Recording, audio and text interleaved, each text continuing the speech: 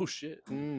Hello and welcome everyone to another episode of Post Credits Podcast, a show where we are lucky enough to talk about movies with you. This is episode 16, recorded on February 9th to get posted on podcast services around the world on Tuesday, February 11th, to the usual spots: Apple Podcasts, Google Podcasts, Spotify, Amazon, Podbean, and YouTube. YouTube. YouTube indeed. I am one of your hosts, Grayson Maxwell, and joining me, as they do every week, is Roger. I may write a strongly worded letter, Stillion, and the lovely Chris. Dune 2 should sweep Bond. My nickname, because I didn't read it, was I would like a stern word with the Academy. Yeah, so we're all here this week. Sorry, Spin. We're all here this week, guys. How are you? Looking at your beautiful mugs. Well, This is good. Chris's beautiful mug. We had technical issues going into We this. did. We did. We're back to one camera again because I thought we were past this. We got things no longer in 4K again. We got things 50% figured out. Is what it is. It's like 33% figured out technically. I said when I first signed on, they sent me the invite. I saw the first thing I thought of was, you remember Scrubs? It's Sky Love Between. Yeah. You remember that episode? Scrubs is great. Yeah, Scrubs is hilarious, man. I've never watched that. It's actually, it's funny. I like it. What's going on? What's going on, guys? What's going on this week? Can you believe we're already in February of 2025? Where did January we're in the middle go? of February, buddy. January it was like a blink of an eye and it was gone. It took about 31 days, as is the standard. They say time goes by faster when you get older. I don't think that's true. I think we're continuously accelerating what our perception of time is as a known universe, and eventually time is just going to go so fast that it stands still. See, I come from the time as a flat circle paradox. Ooh, okay, yeah. okay, So okay. like, time is a flat circle, but also is a stream that moves only one direction. So Deep. This is true. I got a haircut. It looks like Chris got a haircut this week too. Yep. Yes, I didn't get a haircut. One of us looks much more handsome than they did last time. The other one's you. So it is what it is. Thanks for that comment. I don't blame you. It's too short. I didn't have a really okay. It is very short by your standards, by the way. I will admit, I need to stop going to Great Clips. That's where I went. Great Clips. If you want to sponsor us, please. That's the only place I get my haircut. We need to talk to them about a sponsorship as well. Yeah, so I mean, I get my haircut all the time. My hair is down to my shoulder. I have shoulder length hair now, so I can't. This is like the third time that they've not I've talked to the person going into it, and this is the third time they're like, "Oh well, I took too much off here. It's going to look weird if I don't keep going." So let it go. I have real advice for you on that. Okay, if that happens, be like, okay, can you fix it?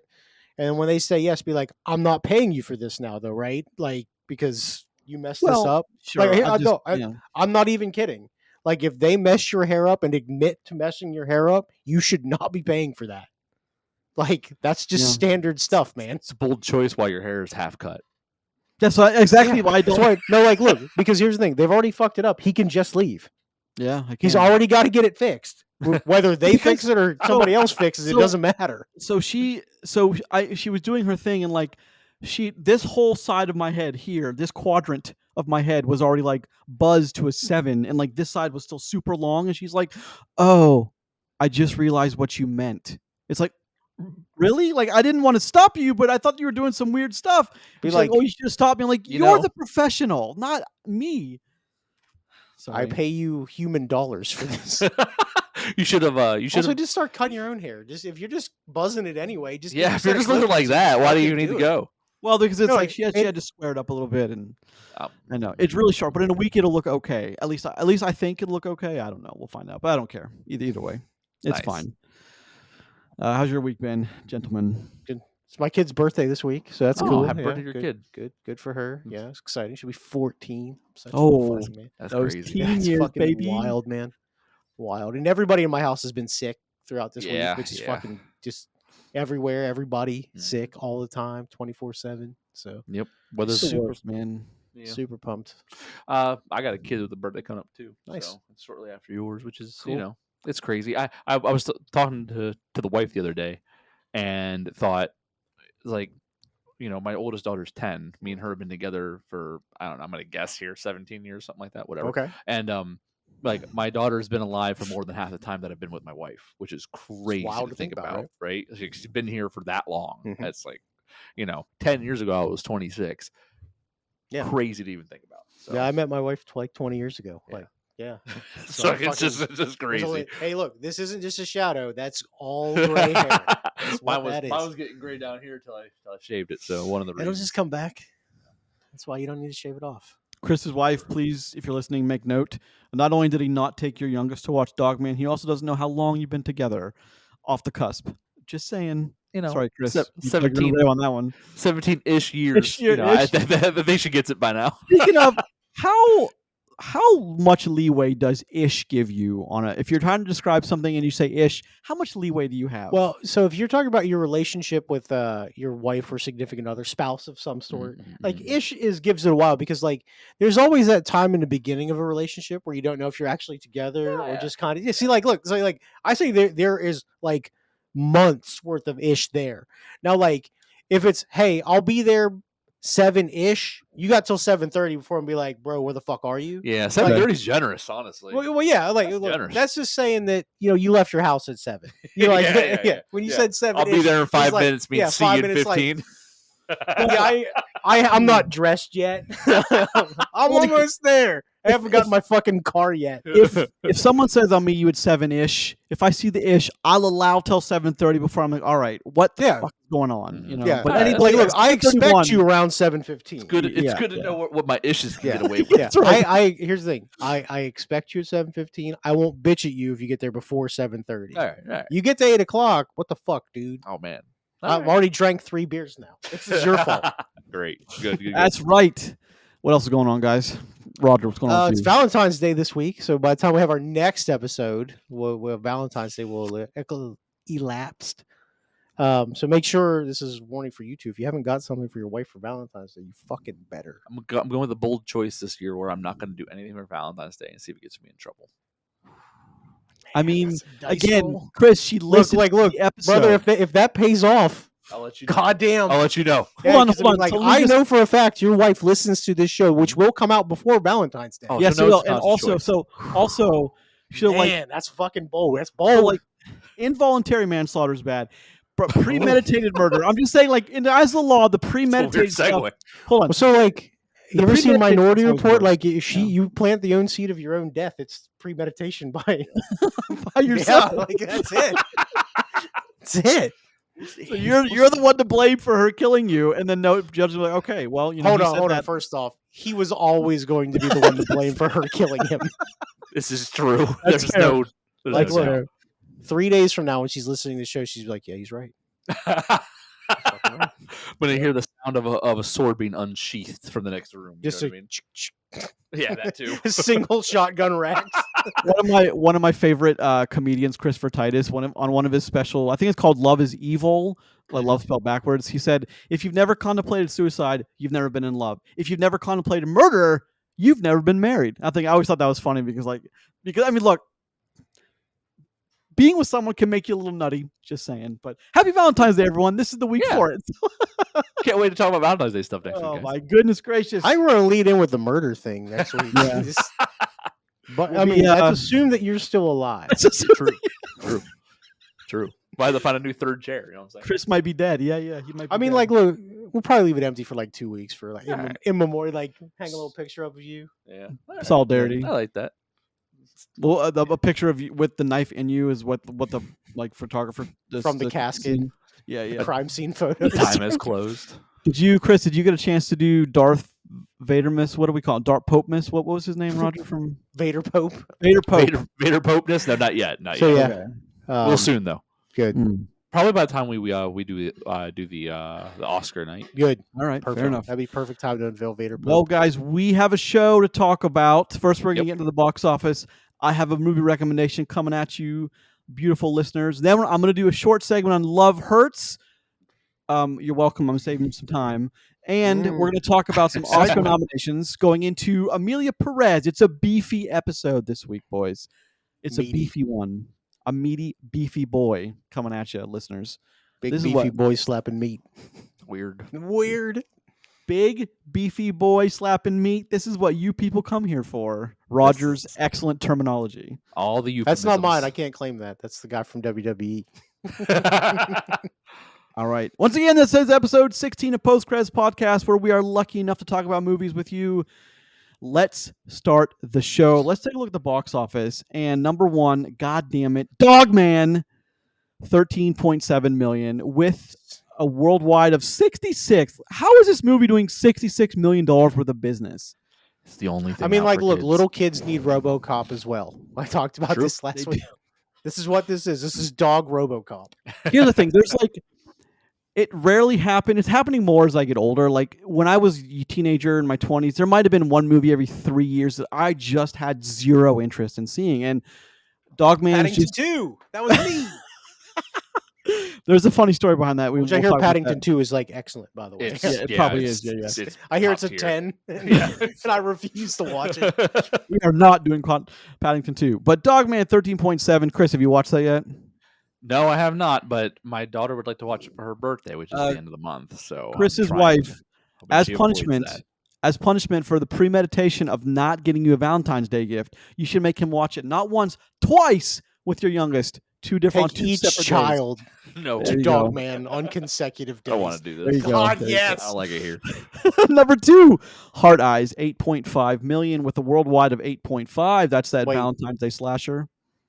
Yeah, the one with Yep. the mask with the blinky red. Yeah, I was Yep. like, what? Then I remember that now. God, that looks Love- fucking awful. Love Hurts, 5.8 million with 6.8 worldwide. That was a wide release of $6.8 million. Hollywood, Wide release. it's a wide release. Hollywood, you don't learn lessons at all. I'm astounded at this point. Listen, Number they can't all four. be nobody. True. Well, I have some thoughts. I'll get into it for a few minutes in a little bit. But Mufasa the Lion King still doing okay. 3.9 million with worldwide of it's not. 671. It's not okay. Get out of here. Well, if it's pulling in anywhere from 3 to 5 million a week, that's not too bad, I guess. I don't know how much it's costing them to keep it in there, but it can't be that much either. Companion, number 5, 3 million with a worldwide of 26. That I've heard is actually pretty good. So I want to get into that one. Yeah, I want to Let's see. talk Another about I creepy wanna robot watch movie. It is. One of Them Days, number 6. Becoming Led Zeppelin, number 7. Number 8, Flight Risk. Y'all need a pilot. Number 9, Sonic the No. Hedgehog 3. Turns out nobody did. No, we never needed a pilot. That crashed on a mountainside by itself. No, Sonic the it flashed Hedgehog through the 3. mountain. Remember, Through. through the mountain. Moana 2 is at number 10 with it did break the $1 billion mark. I think a week ago. A couple of 2 weeks ago. Yep. So congratulations to Moana. That's your top 10. We didn't get to box office last week, but now you are fully updated, people. Caught up. You're welcome for that. And there's no real surprises there, except Dogman. I saw that and I was disheartened by. I'm not surprised Dogman's number 1. I'm really not. Well, Not I much just out. I don't. There's not much out, man. Yeah, I guess parents still want to take kids to go see something, get them engaged for a little while. I guess. Yeah. I mean, yeah. Besides, we'll have real box office numbers next week with Cap. So True. We will. I mean, indeed. Hey, here's the thing. We'll It'll be see. number 1. Where it goes, Oh, like, yeah. look, normally I talk about where movies are projected to go. The movies, like, the range for this thing, it's like 45 million to 130. Like, that's the predicted range. And I'm Jesus. like, that's not a range. Yeah, that's Like, that's not a range. That's an entire, like, section. that's a of- 2-week difference. Is what that is. Yeah. All right, people. This week for Valentine's Day, a wonderful tank battle World War II movie I'm recommending on on Netflix because we all love to watch those bloody movies on Valentine's Day. Is it Fury? It is Fury. Fuck Nice. yeah. One of Hell my yeah, that movie favorite. rules. Fury is awesome, man, and it's one of those movies that is again it's made in the style of the old studio system. And I'm working with someone now who actually worked on Fury, and they were telling me stories about like some of the crew the cast clashing, and I was having a kind of a ball with that because Shia of course clashed with everyone, but Once again, Shia LaBeouf weirdo. Didn't he get it like direction to hey, you are this person, live as if you were this. He does that. Like, to- he's, to- but he's he didn't- weird to like get that. everybody into it. I now we didn't talk. I read that he lived in the tank for he didn't shower for weeks on end for the shooting of this, which I think is kind of. I mean, look, if that's your way to get into character, far be it for me to tell you not to. But Yeah. I think that's pretty cool. But Fury is directed by David Ayer, and I know that Roger and Chris, you guys both love this one. Sure. Yeah. It's awesome. It is a fun family film. Gather Yeah. the kids around, on Valentine's Day. Get the whole family together. I'll be watching it with my 7-year-old, actually. Sure. There you go. You're After like, Dogman. you were going to watch Dogman, but now we're going to watch Fury. And just watch her just cry for hours. Fury takes place during the last months of the war as the Allies are just streaming across Europe, of course, and the German resistance and army has almost all but collapsed. They're coming across a few pockets of resistance. The ones left fighting are the ones that are really, really dug in like ticks, and they don't want to give up their ground. And we follow a tank crew with captained by Pitt is the lead of the crew, and within that crew are Logan Lerman, who we don't see him a lot, but I've always loved seeing him pop Percy up. Jackson himself, baby. Yeah, baby. Of course, Brad Pitt, Shia LaBeouf, Logan Lerman, Michael Pena, Joe Bernthal. It's always nice to see these guys in anything. John. That's It's John Bernthal, my what friend. did I say? Joe. Joe. Bernthal? You said Oh, Joe Bernthal. It's his little brother Joe. Joe and John, the Bernthal boys. That's a very strong cast. Oh, it is. And for a very, very, very strong, workable script about a tank that literally sits in a crossroads and won't let Germans just walk past them, and they fight it out. And it's one of those movies that, again, it's kind of the old studio Hollywood system. You're not going to, Netflix just simply isn't capable of making a movie like this. I don't know about Amazon or about Hulu, but Netflix I've ruled out as being able to do this because I don't think that they can. I think movies like All Quiet in the Western Front are kind of a fluke. Netflix, if you want to sponsor us, please. Excellent movie. Yeah. You'd be so conflicted about that. You would be. It wouldn't happen. I'd argue out of it, but Whoa. I don't. I just Oh, listen. You know they got money to waste. Waste they do. Fury is us and them. Yeah. That's what makes it funny. Fury's an excellent movie. It's also one of the few that deals mainly with tank battles. There's not a lot of movies. You don't get a lot of that. A lot of plane stuff. A lot of naval stuff. Very rarely do you get a lot of. Tank battles are harder to simulate, I would assume. Yeah.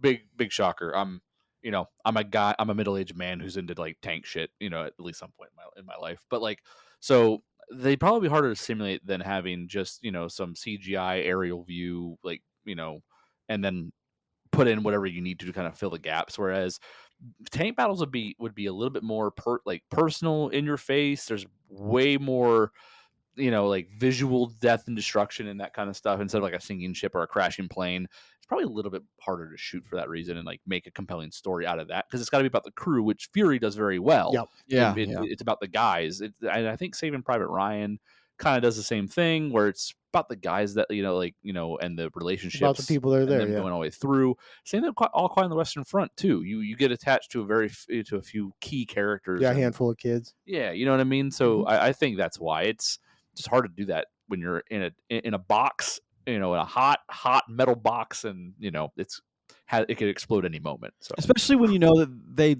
they all die. Spoilers from 11 years ago. Jesus Christ, dude. They die pretty awful, kind of terrible ways too. And that's they die very tank-esque.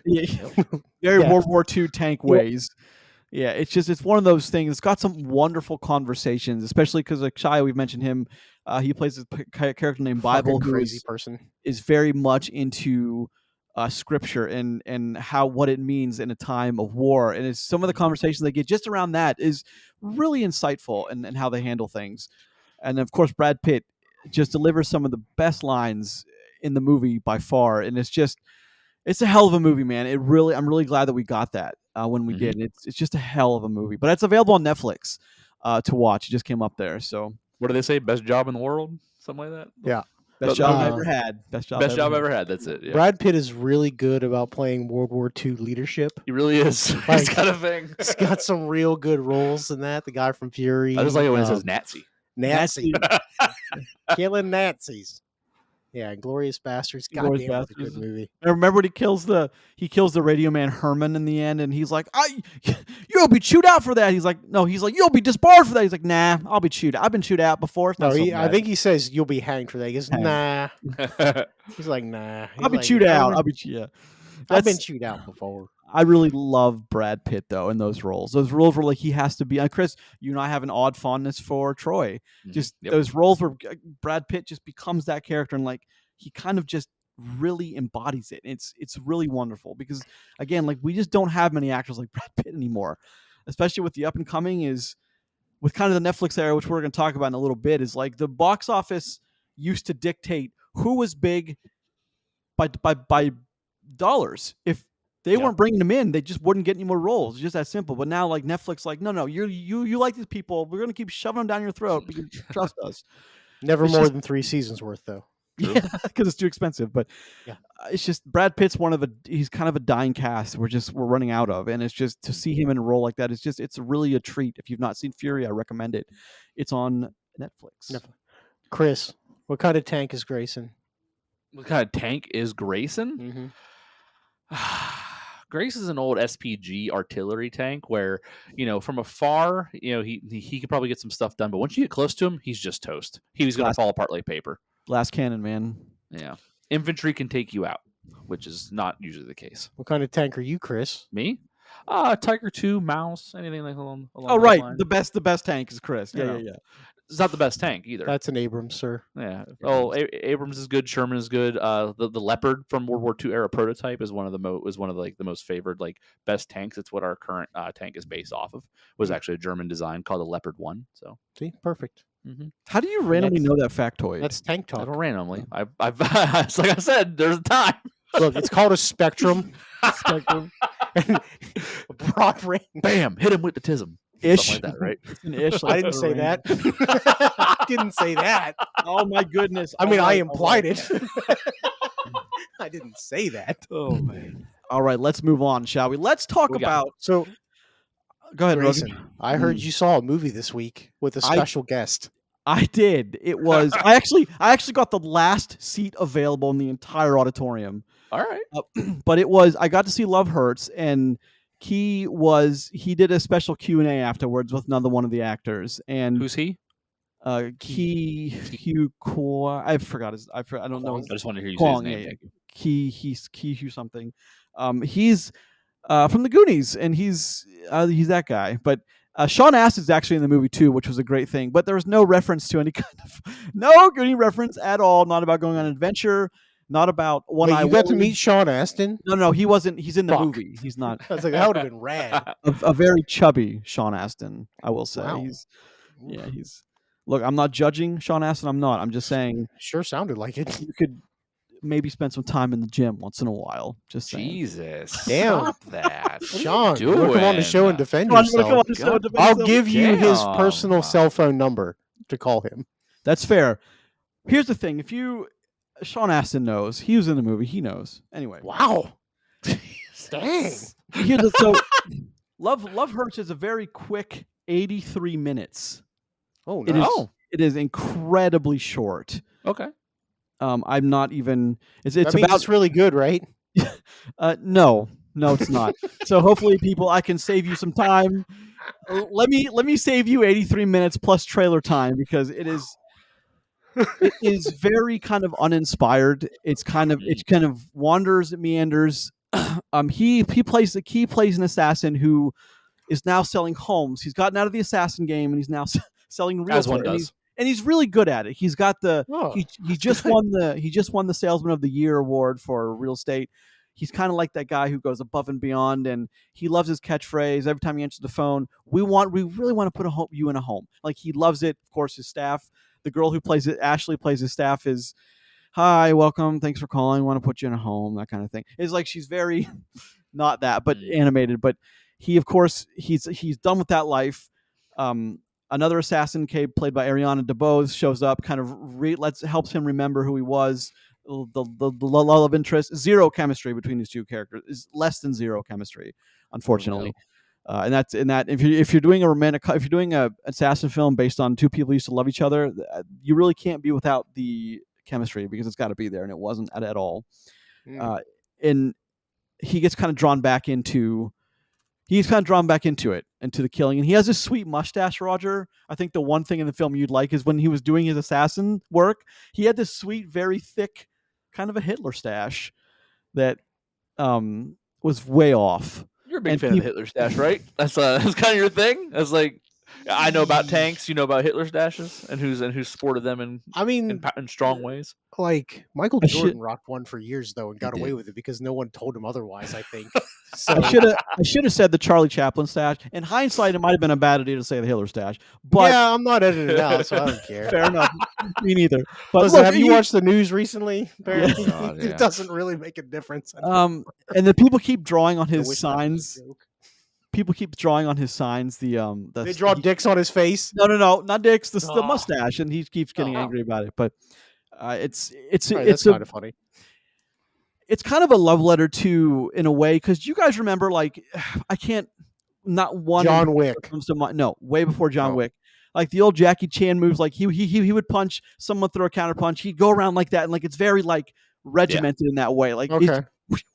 like it kind of pays homage to that old like 70s to the 90s, early 2000s style of doing those martial arts. Mhm. We moved past it, of course, with John Wick, and like it's a whole different style now. But it kind of reminds me of that and falls into that category of, well, why are 17 henchmen with guns all, when they're told to kill him, all putting down their weapons and picking up things to attack him with and not just shoot him? It really suffers from that too. Because That you don't have always, a movie. well, then don't put him in that situation. That's not my fault. That's not, I mean, don't do Yeah. it. But I was very uninspired by it. I was Hmm. very, and I'm one that likes those action rom-com things a lot. I'm usually a guy that talks them up, but again, there's very few things in Love Hurts to talk. I hate to bash a movie so much, especially with someone who's trying to come back into the acting sphere and just won Best Actor 2 years ago. It just, Well, he didn't win it for Love Hurts, so no, well, sure he didn't, but, and if you also, it's just, I wouldn't have guessed it watching Love Hurts. Just after watching Everything Ever All at Once, I'd have been like, why did he win the Oscar for what? Like, where's his talent? But it's very, to me, it's very forgettable. It's a movie that comes out and goes away, and no one's gonna. It can't possibly be getting any good word of mouth. Now, I hate to bash movies again. It's just, I find very little reason to watch that one. It's short. It happens. It doesn't have very good choreography. It's a hard sell for me a second time. It's a hard well, it's sell. like it's better that it's short and bad than long than bad. True. It is very quick. And I did see the trailer for Megan 2.0 or M3gan 2.0. Yeah. So I think that was the highlight of my movie experience, was seeing that trailer. M2gan. Because like she moves again in a way that's not normal. Perfect. Like it's not normal. But yeah, I'm really excited for that one. I know we all are excited for that one. But So yes. wait, if you make the E the 3, Oh my goodness. what letter is the 2? Fuck. Or what could it be the N flipped upside down like the? A could be 2. But then it's out of order. Maybe. It's fine. But the N cares? flipped on its side and then anyway, yeah. Well, Roger Well, loves those things. So When they make Megan 3, is it going to be M3gan again? You know what I mean? Like, you know, It would just be 3 Okay. with the M sideways. Yeah, M3. God Gotcha. damn it. Why am I good at this? I hate this game. I hate this power. This is my cross to bear. the only one of the best things I thought about, I guess my favorite thing about Love Hurts is, so one of the ex-Goonies gets stabbed in the eye and becomes, I was like, that's One Eye Willie. He became One Eye Willie, and that's kind of awesome. But again, that's what I'm walking away from that movie with. So you can tell it's not great. You know, that's what I'm walking away from the movie with. Is it's oddly violent towards characters that you wouldn't think it'd be violent towards. Like the characters that shouldn't die, they die in pretty horrific ways. Good. And I wondered, keep the audience on their toes. Yeah. well, at least for 83 minutes worth, absolutely. But Yeah. So you had a meet and greet after this. Is this correct, Grayson? So the funny part is he did a Q&A with another one of the actors from the film, and there was no audience engagement. The audience was just there listening. He was talking about his experience. A lot of it was, talking about Everything Ever All at Once, his Oscar, moving into, now he's the leading man, which, again, I don't know how much this movie cost, but 6.8 million worldwide, week one. Probably not getting more role. Yeah, not great, Bob. So maybe not more leading man roles, but it's, and then when there was supposed to be there was a thing on the screen that said, selfie, take your selfie with Key, and you could take a picture of it. I guess you could pay for it, but He, as soon as it was over, he stood up, walked to the door, like walked up the first flight of stairs from the bottom section to the door, turned around for like 4 seconds, took a quick pic, and was out. No selfies. Deuces. He was just gone. Like, But look, he took a selfie with everyone. yeah. But I thought that was really cool to Honestly, listen that's to just him. really efficient. Yeah, right. Just really, really efficient. So it's Love Hurts budget is estimated to be at 18 million. So like, oh man, it might make its money back. it's got to be like 50. Hold on. Well, doesn't yeah, it? because 8. Let's just say the rule of thumb is half the budget is dedicated. They take another budget. They take half the budget, what's not documented, and they put it toward advertising. So let's just say So let's say it's got to clear 30. 9. Okay, Yeah, I so mean, it won't. closer to 40, really, but. But is this the movie that you take a Valentine's Day date to either? No. Like, is this so? But like again, why I'm why You take her to Dogman. Dogman? God But damn why it. put it around? Then why put it around Valentine's Day? Why put it? I just don't. Because it's called Love Hurts. It's called I Love And listen, Hurts. you couldn't do it next week because Cap is just going to crush everything. Yeah, and then also like besides Cap having the balls to come out now right before Oscar week, this is kind of the movie graveyard. You know what I mean? This time of year, and we felt that just doing this show for the last few weeks. Like this is a tough time to come out with a movie. It's Yeah, there's a reason we're rolling through some Oscar stuff in these weeks, not necessarily the cream of the crop. Yeah, new releases. Yeah, so which that's- changes again next week where we do a that's why little bit of it's Oscars and then we've talked about it before. Sometimes you shoot your movie, you yuck it up while you're shooting. It's going to be great, and then it goes through editing, and you get the final product, and you look at it and you go, ooh. Well, I didn't look at these. So, I didn't. so February release then, right, guys? And they're like, Yeah. I I didn't look Yeah, at you know what I these mean? until right now. The tomato meter is 18. 18. Whoa. what's the Metacritic? The popcorn meter is 64. The Metacritic's 35. 35? Not great. Like, that's not good, man. That's 18. That's below Madam Web. No, Yeah. Madam Web was like 25, 27, 28. I thought it was like 37. No, it's not that high. Oh, okay. I no. promise. Madam Web, I think, was 14. Hold on, Madam. No, it's not 14 either. Come on, It's like in the thought it- 20s. I did her. I forget who. the Boys, top I was. hate Madam Web more than Oh, it's 26. It's 26. Yeah. what I say. No, I mean what I say. Yeah. Okay. welcome. Okay. All right. All right, Mr. Chris. You and your good haircut. Jeez My Louise. hatred for Madam Web knows no bounds. Let's pivot and talk about some Oscar stuff. We have the list. This year is very, very contentious. It's very kind of what's the word I'm looking for? A lot of turmoil surrounding it. A lot of I can't think of what's the word, Roger. You're usually pretty good at this. Controversy. controversial. There's lots of controversy surrounding this year, but let's I go. love over that's the list. word you forgot. This I has can't. been The older I the- get, I the mean- dumber I get. I don't know. The help it. Oscar talk so far has been a roller coaster. There's ups and downs. There's movies being praised, movies being dragged through the mud. There's been a lot. It's a weird time of year. It really is. But the only thing that I will say is that because I know Dune happened at the beginning of the year, no one's thinking about it. I'm just not very excited. I'm ready to be let down by all the things I want to do well. It is what it is. So No, I don't I- think that. I don't look. Dune is a very strong movie, man. Dune is damn near one of the best movies of the year, if not the best.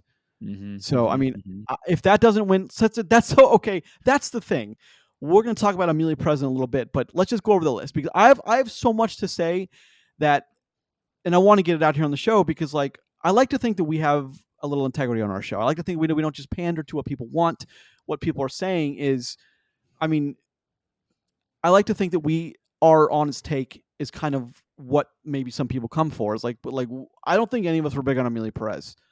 So. No. But we're going to get into that in a little bit. But let's talk about some. Spoiler. Well, it's I nominated. guess I shouldn't have said that. It's nominated for 13. If it wins 13, it'll be the most wins in the Academy history. Which are you? Conversely, if it wins 0, it'll be the only it'll be the only movie to be nominated to get the most noms and not receive the most noms. It'll have less than that one Transformers movie. There's one. That's true. That's a joke. Remember, one of the Transformers movies won an Oscar. I don't remember which one off the top of my head. Though. I think it was the second one for visuals. I Yeah. thought it was sound. It's but crazy. whatever. Yeah, Maybe sound. Still, it's the same point. Crazy statement. Well, I saw one tweet. I will say I saw said something like just take away 2 nominations, and it can't be better than anything. And so, but that I saw that, and 2 days later there was a lot of controversy surrounding that. That guy has since deleted his Twitter. That guy's a coward. It's a lot Well, of things I happening with don't. that. So I mean, it gray area, but let's talk about some Jesus.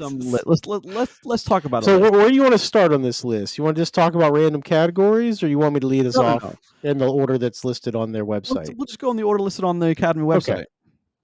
So right now, so first thing listed is actor in a lead role, and it's got a good list here. You got Brody, Timothy Chalamet, Coleman Domingo, Ray Fiennes, and Sebastian Stan for their movies. So, like, look, that's a good collection of people. The problem is, Yes. like, I'll never watch The Brutalist because it's like 19 hours long. So I'll just have to take your word for it. You think it's good? Ish. It's getting its own flack. So It it's is. What, you for know, being 19 hours long? no Oh. for there's some AI talk about that. Yeah. movie, Yeah. so, Yeah. Yep. Let's do supporting, Roger. All right. So we got Yuri Borisov, Kieran Culkin, Ed Norton, Guy Pearce, and Jeremy Strong nominated there.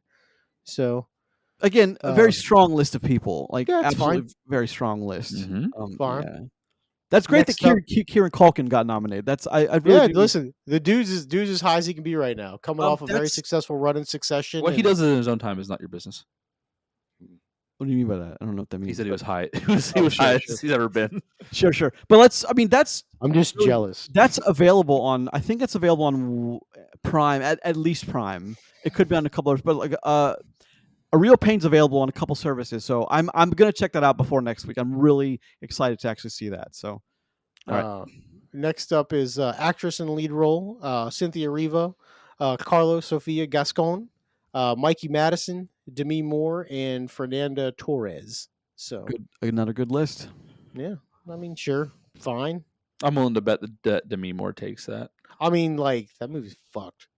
Yeah, Well, but like it's it's crazy, but it's or great for one. or Wicked's going to sweep every category it's a part of. So that's the only two Sure, things that are I gonna mean, happen. I wouldn't be surprised by it. Or I mean, Then- look, you can't count out Emilia Perez for sweeping. You know, that's been nominated for 13 Oscars, man.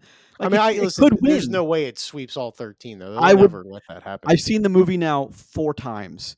God, really? I cannot for the life of me understand why it's nominated for 13 things if you're going on the product of the film alone. I cannot we're understand. going to talk about that here in Yeah. a little bit. So, next up is actress in supporting role. We got Monica Barbaro, Ariana Grande, Felicity Jones, Isabella Rossellini, and Zoe Saldana. Another solid list of fine actresses, though.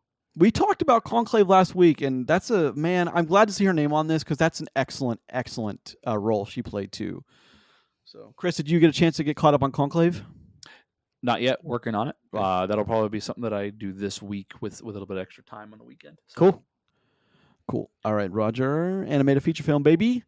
So animated feature film is we got Flow, Inside Out 2, Memoir of a Snail, Wallace and Gromit, Vengeance Most Foul, and The Wild Robot. So I have it's a good something list there. I it's a haven't good seen list. So the Wallace and Gromit movies, this is something I want to talk about. I've never seen one all the way through, but they are every time one of them comes out, they're always nominated for an Oscar. So like all of them, always. But they're very well made. That's the thing. Is like That's the thing. I understand that they're very consistently very good, right? Yeah, but like so the big one, and I have not seen Memoir of a Snail or Flow yet. I'm gonna watch Flow this week, but admittedly, I have not seen Memoir of a Snail. I probably won't be able to. Flow fit is that in. foreign language, right? Am I correct in It is. that? Like think it's so, French, yes. I believe. Yeah. Yes.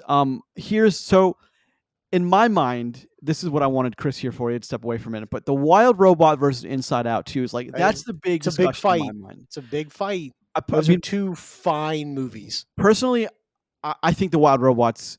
I don't want to say it's leagues ahead, but I just think it's better than Inside Out 2. But that's just my opinion. I know Chris probably will differ on that. Roger, where do you sit on those two movies? So I'm indifferent. I probably lean towards Wild Robot, but not by much. Like if it flips it around and goes the other way for Inside Out 2, I wouldn't be super surprised. But like, look, they're both very good, and if folks, if you haven't seen them, those are both readily available on some streaming services. So check them out. Take the Yeah, time. Those are movies that are time well spent to watch. I agree. So I agree. Animated short film, which we don't really have. we don't really Most people probably did. we don't Most really people, do yeah. this. I've never watched any of these throughout the years, but it's nominees are Beautiful Men, In the Shadow of the Cypress, Magic Candies, Wander to Wonder. God, what a horrible thing to say, and then Yuck with an exclamation point. So Oh, that's nice. nice. Cinematography is another big point of contention, I think, with people. It's like a big Big one discussion here. point. So we got The Brutalist, Dune Part 2, Emilia Perez, Maria in Nosferatu. Which I'm Um, I'm glad Nosferatu is nominated for that because that movie is beautiful. It is absolutely yeah, gorgeous. But again, so is I'm surprised that what movie's not on here, Roger? what's Conclave. that? It is. Oh, not for cinematography, but Not it for so cinematography. it's in for costume design, which is next. All right. So next we have costume design, which is Complete Unknown, Conclave, Gladiator 2, Nosferatu, and Wicked. So like, look, this is Conclave for me, hands down, man. Like this is we talked about at length last week of Vader Pope. So So yeah, we're watching the last one we talk about before the Oscars is going to be Complete Unknown, but I don't. yep.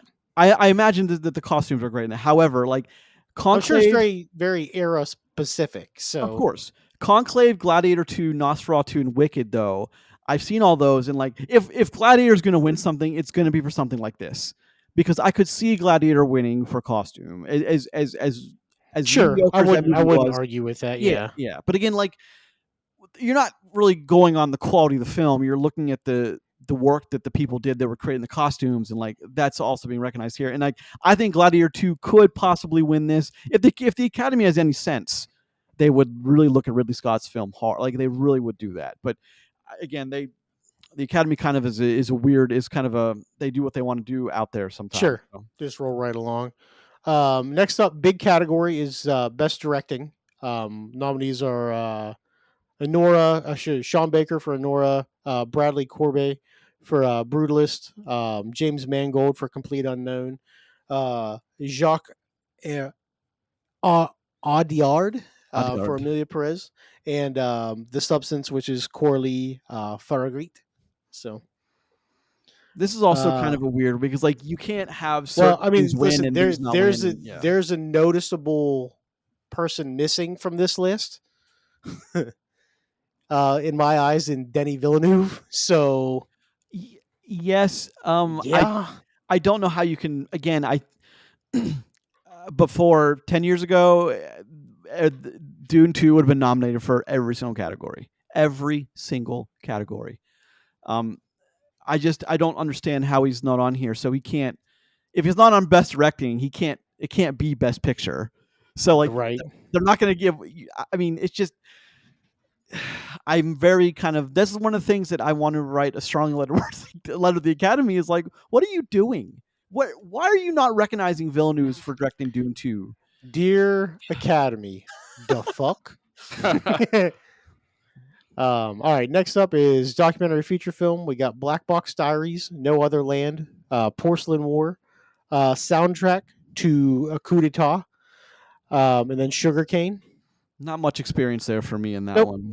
one. Next is documentary short film, which is Death by Numbers, I Am Ready, Warden, Incident, Instruments of a Beating Heart, and The Only Girl in the Orchestra. Again, not really a category I pay much attention to. All right, film editing. We have Honora, The Brutalist, Conclave, Emilia Perez, and Wicked. Again, editing is Um, like another one that Dune 2 is noticeably absent from. yep, not there. Then a big category for international feature. We have Brazil. His nominee is I'm Still Here. Denmark's nominee is The Girl with the Needle. France, Emilia Perez. Um, Germany, The Seed of the Sacred Fig, and Latvia for Flow. Sorry, I believe I said Flow was French earlier, and it Mhm. was something. Mm. Then we have makeup and hairstyle. We have A Different Man, Emilia Perez, Nosferatu, The Substance, and Wicked. Can I ask you a question about this real quick? Yeah. Why is something like The Substance here but not Gladiator 2? And this is another category that like I could have seen Gladiator 2 take this. But like why Um, is he not why is the substance would you have if if it wasn't here, would you have thought The Substance for this category? I mean, I don't know. I mean, there's a lot of makeup and hairstyle work done in this movie, just in a different way than what we're normally used to. So I Sure, guess sure. I don't really have a direct problem with it. I mean, like, look, with the stuff listed there, there's a couple of things that can win. So, but I whatever. have a question that may be just because I'm not very learned on the Oscars as much as you guys are. Hmm. Is it common for every category to only have 5 except for the best movie? Yes. Well, the best movie Um, used to be 5. yeah. It's Okay. grown. That's a Best picture. recent change. Okay. Yes. Gotcha. All right. So after makeup and hairstyle, um, we have original score. Nominees are Brutalist, Conclave, Amelia Perez, Wicked, and Wild Robot. Can I, Followed up immediately. Go can I ahead, say buddy. I'm one thing? I sorry. just want to say one Yeah, thing. It's great that Wild Robot is in this category. Like the best overall score, not just animated score, but like I mean that's not a thing, but like best original score for anything. I'm glad to see Wild Robot kind of sneak into this. sure. Yeah. So, All right. Then we got best original song. We have El Mal from Amelia Perez. We got The Journey from the 6888. Like a Bird from Sing Sing, which I hear Sing Sing's really good, by the way. So Yeah. I might check that out if I get a chance. Uh, My Camino, Mi Camino from Amelia Perez, and Never Too Late from the Elton John Never Too Late thing. And then the big category, here we go, baby. Here we best go. best picture, does have more nominees as Chris alluded to. So it's Nora, The Brutalist, Complete Unknown, Conclave, Dune Part Two, Amelia Perez, I'm Still Here, Nickel Boys, The Substance, and Wicked. Good news is we'll have a lot of that stuff checked off by the time we actually get to the We True. will, Oscars. yeah. True. So, and then just a few more after that. Let's see here. Production design. Yeah, production. I lost my scroll here. We got production design. We got Brutalist, Conclave, Dune, Nosferatu, and Wicked. Live action short. Aileen, Anua, I'm Not a Robot. The Last Ranger, which is not a Power Rangers movie that I'm aware of, and The Man Who Could Not Remain Silent. Ooh. Then we have Sound, which is Complete Unknown, Dune, Amelia Perez, Wicked, Wild Robot. I wouldn't be surprised if any of those won that, by the way. Yeah, Yeah. yeah. Visual effects. It's nice to see Alien Romulus here because Yes, like it is. that movie was awesome. Yeah. So give it some props. Better Man, Dune, Kingdom of the Planet of the Apes, which is another awesome movie, yeah. and Yeah. Good. Wicked. And then we got writing for adapted screenplay, Complete Unknown, Conclave, Amelia Perez, Nickel Boys, and Sing Sing. And then original screenplay, which is the last category of Nora, The Brutalist, A Real Pain, which is written by Jesse Eisenberg, by the way. I didn't realize he wrote that as well. September 5, and The Substance. So quite a list. There are some notable things like not there, obviously, like Dune in a couple of spots, but I mean, there are always movies this time of year, and this is something we'll talk about because we'll do a live thing during the Oscar, or right after the Oscars wraps up. There are movies every year that get nominated, and I know it's something I've talked about on this show already that no one's ever seen, Yeah. which is just a wild thing to me because, like, if they think that these movies really are that good, and listen, most of these movies are at least noteworthy in some capacity. Whether you consider them good movies or bad movies, they're on these lists for reasons. Yeah. Okay.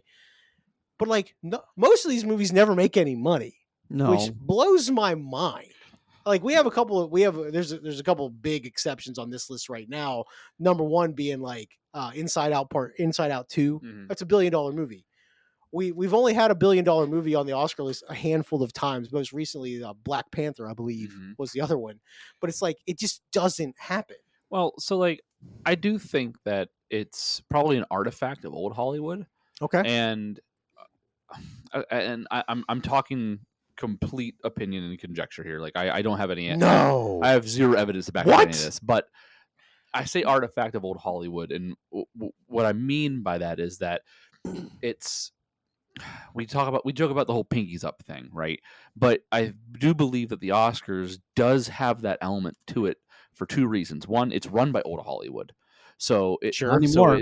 Not Well, anymore. I mean, mm, it still has that feel to it. You know what I mean? Because it's not run by regular Joes. okay, fair enough. And it's not run by the current Hollywood either. It's run by an apparatus that exists Sure. outside of it, probably at what it considers itself a higher echelon It's or a run by higher tier Skynet. or that. Oh, But so God willing, man. God willing. what I'm getting What at the though fuck? is that I do believe that we have here is the picks that happen is because it is a more curated list from a specific part of Hollywood. It isn't a wide cast net. I believe that some of these included here, probably Dune is an example of this, are included because they feel like it has to be included, not because that some of the people that make decisions here want it to be included. And I think that's hopefully going to be something that fades over time. But right now it's still alive and well, and we'll see that in a few of the suggestions, like you said, Roger, were like no one's heard of these, but it's because it is a curated list from people that have watched film from a different perspective than what just a money making perspective or a raw popularity perspective. The Oscars does make some things popular, sometimes Well, for good reasons, sometimes for what poor reasons that we don't understand outside of that. That's at least my what I see when I look at a list like this, and things that are included, not included, things that are considered and not considered. And then it's also more evident by the recent events with Emilia Perez and the fact that it got a lot of acclaim, a lot of nominations, but now there's this front facing issue that it's running into in one of its stars that is really beginning to shift the idea of this film to where if one of two things happens, it's everything goes forward as planned, and we may see we almost definitely see Emilia Perez get 10, 11, 12, 13 of its nominated Oscars. But now, because the perception is forward, there's a certain like forward facing, you know, like version of Hollywood that wants to have it be front and center, that I think there's a good chance that the 13 nominations, there's a reality where it only gets like 2, 3, 0, and that begs the question: is a movie Oscar nominated because of how good it is, or is there other things at play that makes an Oscar nomination what it is? Because if that's the case, as no matter what happens with Emilia Perez and this actor, actress, whoever is involved here, like whatever happens there, the movie should still be as good as it was thought of when it got its 13 Oscar nominations. Nothing Sure. should shift that. It Can shouldn't. I Nothing should have to do with that. can I But ask a question? we'll see what happens that night. Of course. Based on what you just said, Chris, this Mhm. is where a lot of it my distrust of the Academy comes in, is because even if they came out and said, which was a lot of people respect, even if they came out and said, well, I mean, if they're on the list, they're good-ish, that we Mhm. just want to make sure that different people are recognized for their work. I'm like, well, that's all fine and good, and whatever, but one person could have clearly given a better performance than someone else, but they don't get the Oscar. That's what kills me. It's like, if you're telling me that the person who wins the category, whatever wins the category, then I Mhm. should look at that and say, you know what, I can understand that.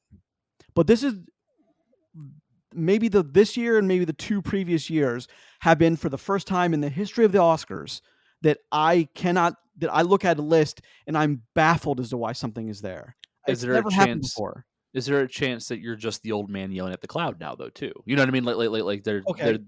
Before there is actual like reason to believe that it just may be that something has shifted and now it's unrecognizable from the way that you perceive it, and it's turned into something else, which would still which doesn't take anything away from what you said, but Doesn't well, make it better or worse, just makes it different. yeah. we've come full circle, and Mhm. if you ask me, because like Dune 2 not being nominated for more than a few categories is insulting to people who look at cinema as an art form, as something that should be celebrated and awarded appropriately when necessary. To me, that is how Dune 2 is not nominated for more things. It's so far beyond me. Mhm. I don't under I cannot wrap my head around. I can. It's Sure. just one of those things that like I'm just not understanding it. And I just it's one of those things that when you look at it from 10,000 feet above, it's a very strange thing because I guess ways we come full circle is because movies like Dune used to edge out almost everything else. Do you remember But when now Dune it's being came edged out? out itself. That's in March. When Yeah.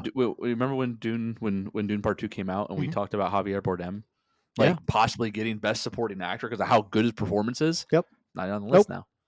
You know what I There are mean? several And things not on the list. well, Yeah. but we know that performance was good. We saw the film. Yeah, You know what it's I great.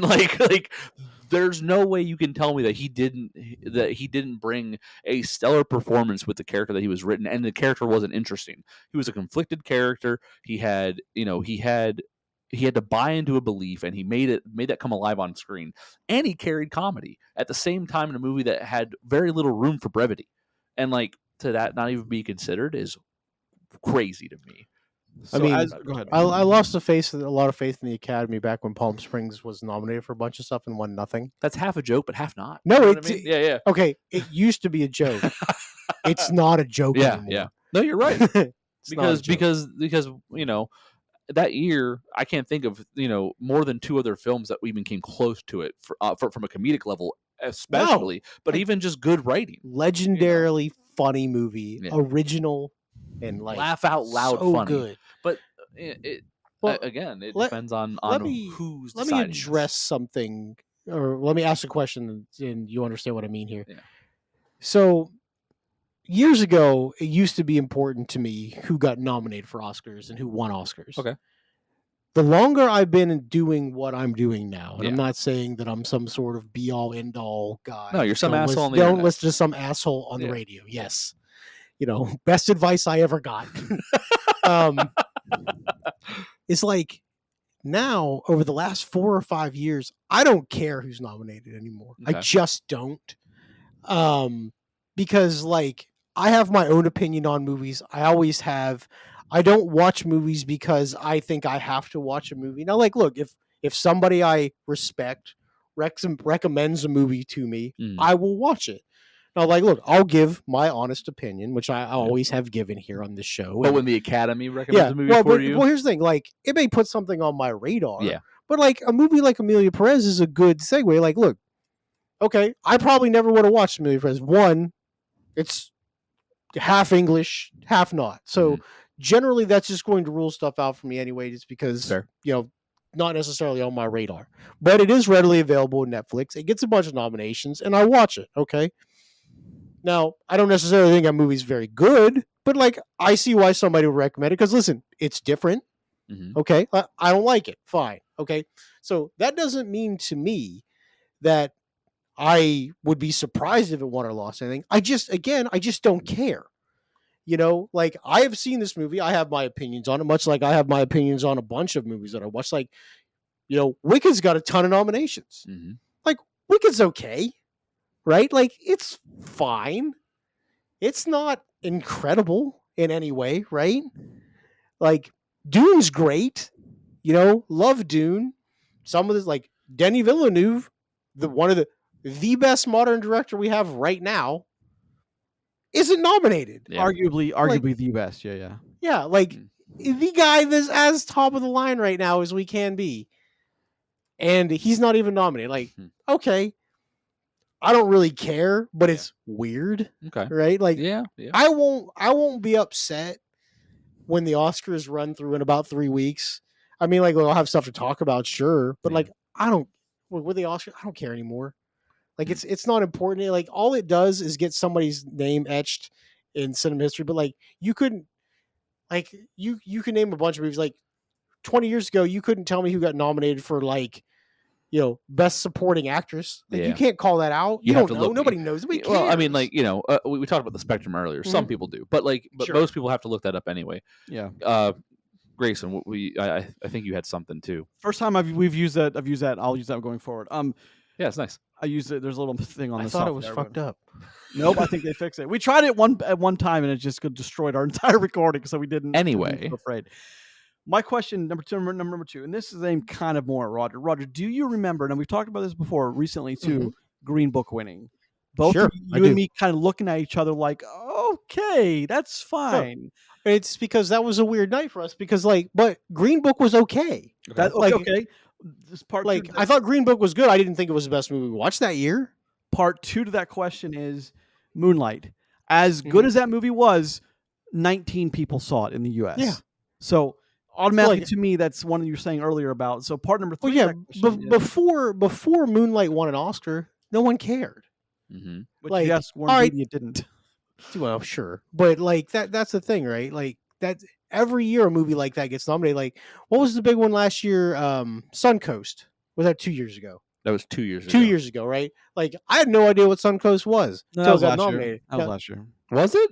I watched it in 2024. That feels way longer than that. No, Okay. we watched it in 2024. But whatever. But like, here's the thing: Suncoast was great. Like that was a great movie, and I'm glad that I got to see that when it was nominated. But like some of these other things, I just don't care. You know, and it's weird for being somebody who has to talk about movies. Like I should care, but and this is just, Chris, going to your question, am I the old man screaming at clouds? Before you saw Emilia Perez, I would have asked you that same question. Now that you've seen Emilia Perez, do you think I'm the old guy screaming at clouds? I mean, compared to, again, comparing something from what it has been for so long, and now it seems like something else, and not being okay with it. That's what that whole thing embodies. Sure. So like, to call Emilia Perez specifically, I don't think that applies.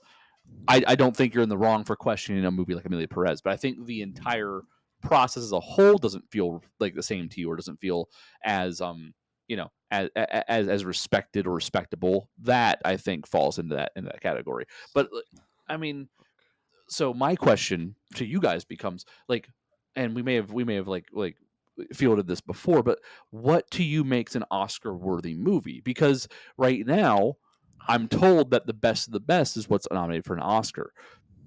I only cared about the Oscars since I started talking about movies with you guys. Sure. Never cared, never saw one before until I saw Will Smith slap somebody. You know what I mean? That was my dragon Welcome that to I'm the chasing team. the rest of my life. You know what I mean? Chasing that dragon. So Baby. like, I didn't care about it before then, but now that I talk about movies with you guys, I care about it more, and I'm interested in what does. At least I was at first, but I'm seeing a pattern from my limited experience with the Oscars where it's like, oh, there's a bunch here that I don't agree with artistically or critically that gets recognized.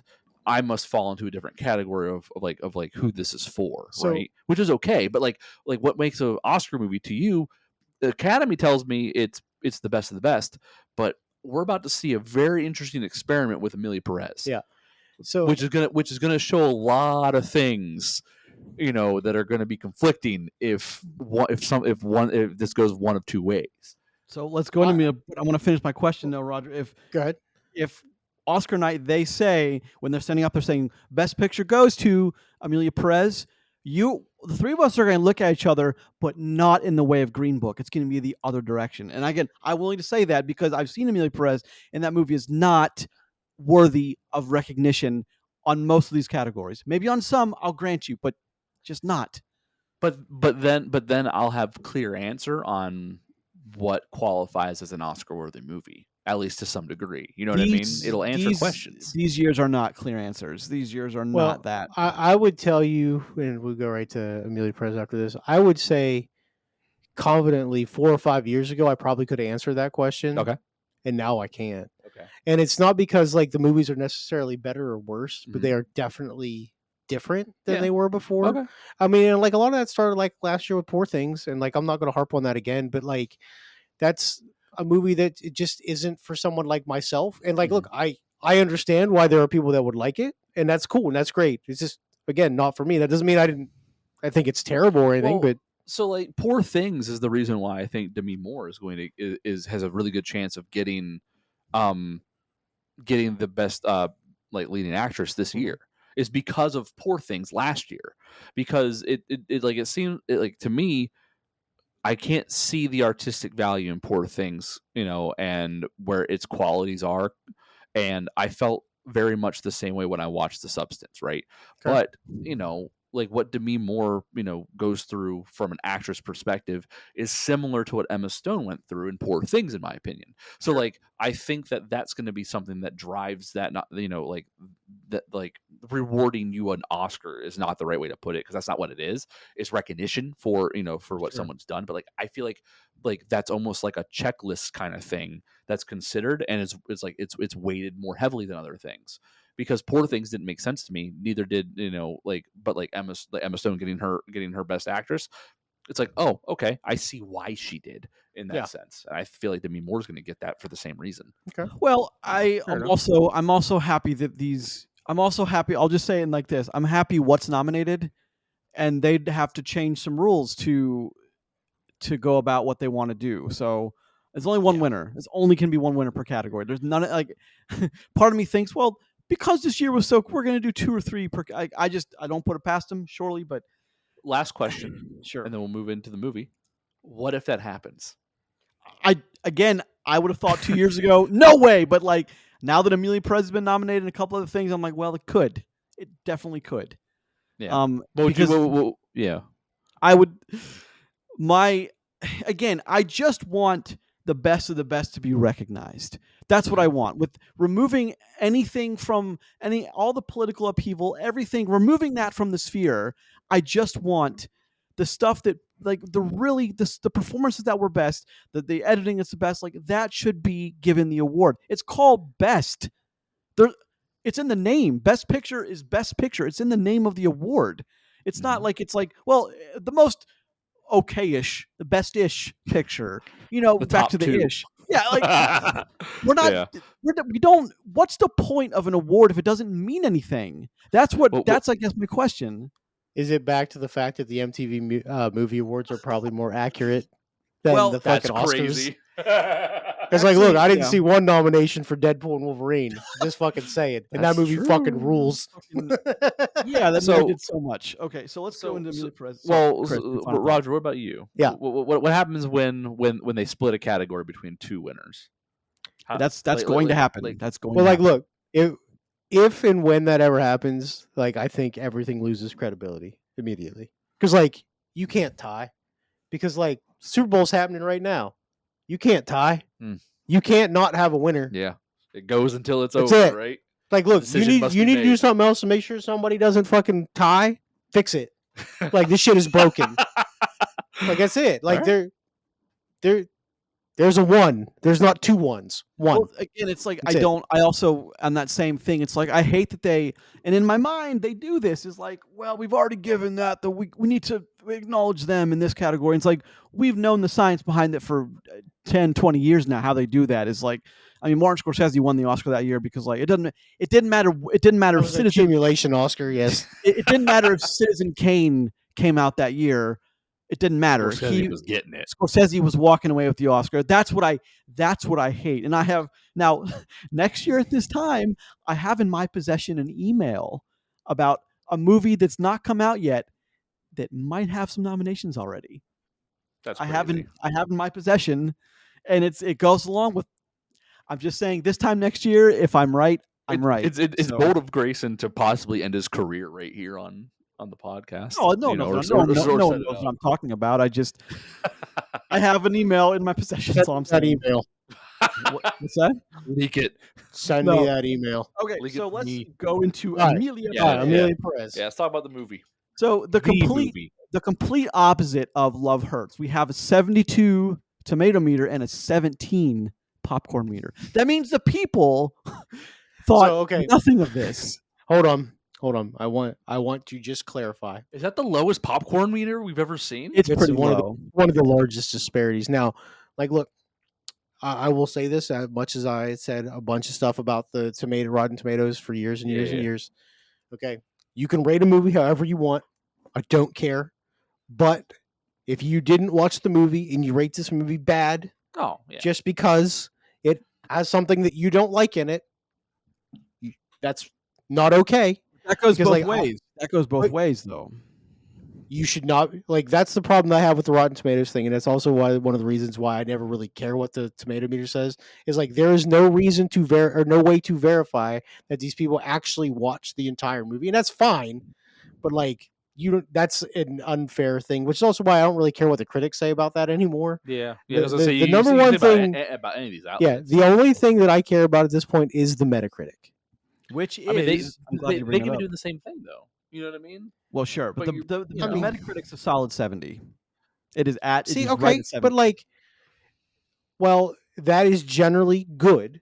it is. It's not super stupid high from other stuff that we have nominated, and it's not overly low, which I'm not saying this is medium. You know, it didn't come in at a 50, obviously, which would be the dead middle of this scale, Yeah, but yeah, like, I think that's a pretty fair number probably for yeah. this. All right. So, Well, Well, hold on. So the description of the green, which is the anything in the green up to it's which like a is certain number range, which is like generally 68 and up. generally favorable. You're telling me a movie that's generally favorable is going to win 13 fucking Oscars? no, I What don't think that it will, but was nominated? I don't have a problem with it. People saying this, they're generally favorable with this movie. Now, like personally, I don't really enjoy it, No, but but Yeah. I think I could generally see favorable, but as an overarching story. Fine, sure, okay. Yeah, but from okay, I mean, okay, we're already about to start talking about this. all right, let's get Let's some particulars. Hold on. yeah, Okay, could do so particulars. We'll thumbs up it, thumbs down it, and then we'll talk about it. I think Carlos that's what we do. Carla Sofia Gascon, she's Emilia and Manitas.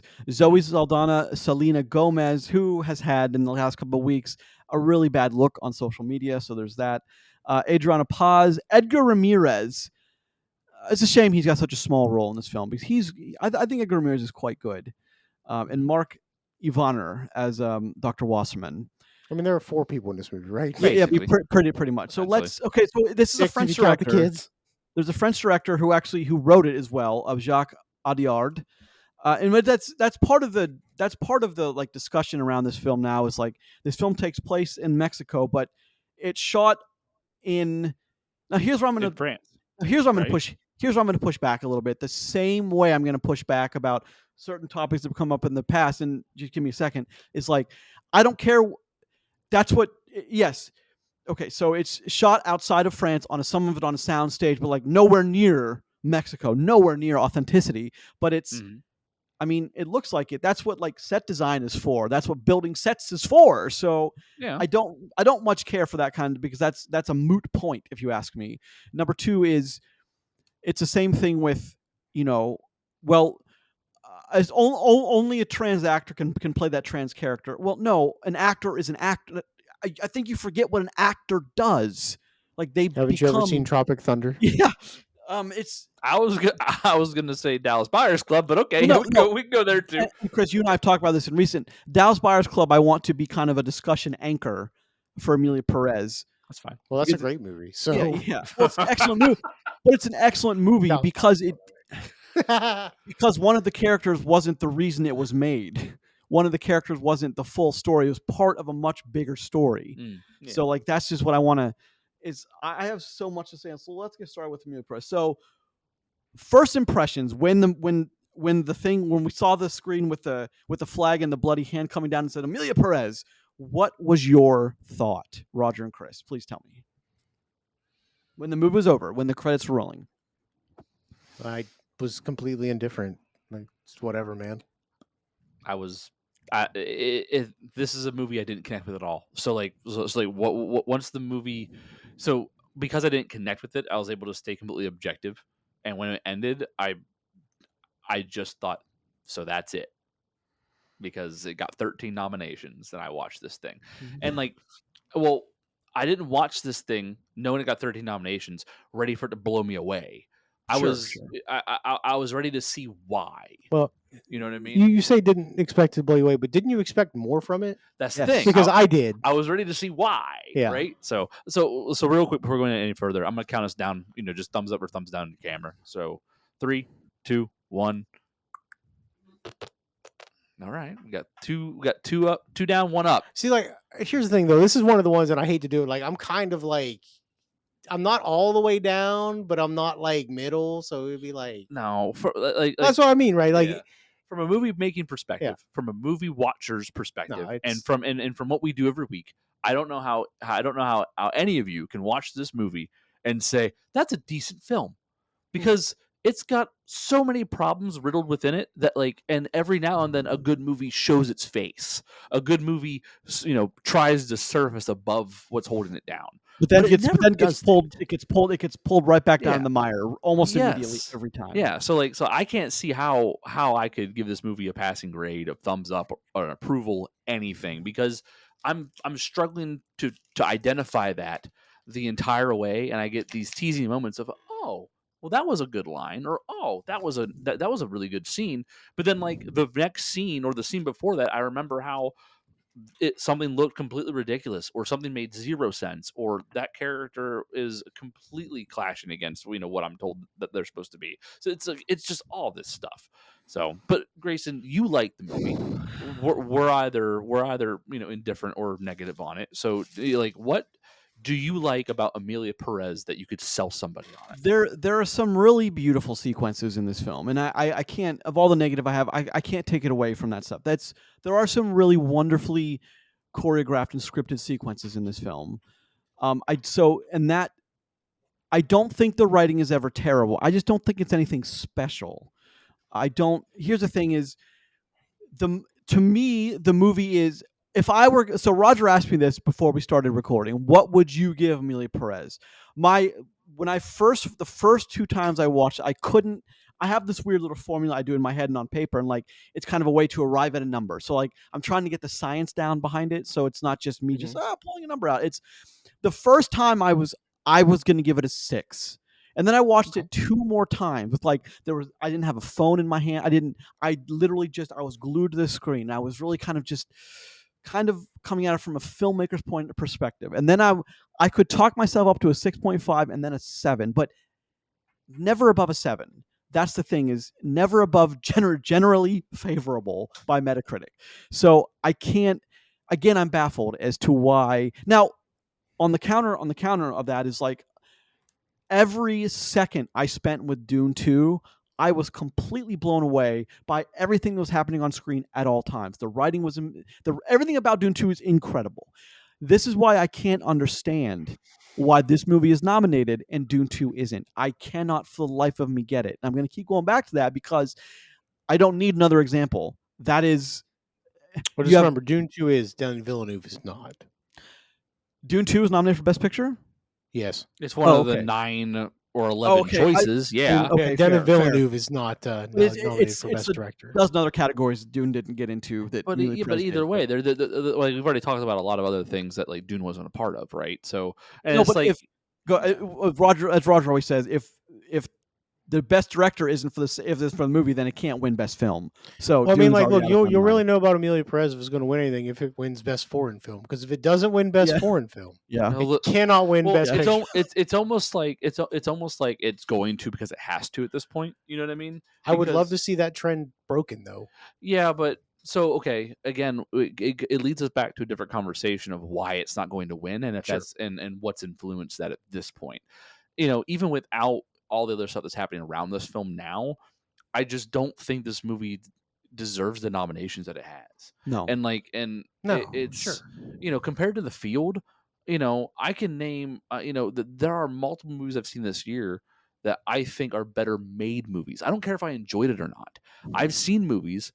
I think Alien Romulus is a better film than this. Sure. And I wouldn't argue and that I'm not one bit. saying that I'm not saying that to be funny. I'm not saying it as a joke. I think that besides maybe overall the amount of good performances in the film, other than that, set design, the music, sound, all of it. It doesn't have the best original song. Sorry, the alien didn't dance and sing and do a number. But like, It could have. it really could have. But like, there are so many things about Alien Romulus that I believe make it a better film in filmmaking than what this movie delivered to me. Yeah, Alien I mean, Romulus, I think, is objectively a better movie than this. I really yeah, do. probably But so. I also think Wicked, just throwing it out there, is a better Wicked, movie than this, and Wicked's not better than Dune. 1,000%. I But agree like Well, with that's that. let me bring up something since we all right. just Yeah. brought up Wicked. So, like, what is the current fascination with musicals? And I don't mean that to be a joke because, Yeah, like, yeah, look, yeah. I understand the musical side of Wicked. I get that Yeah. 100%. Okay.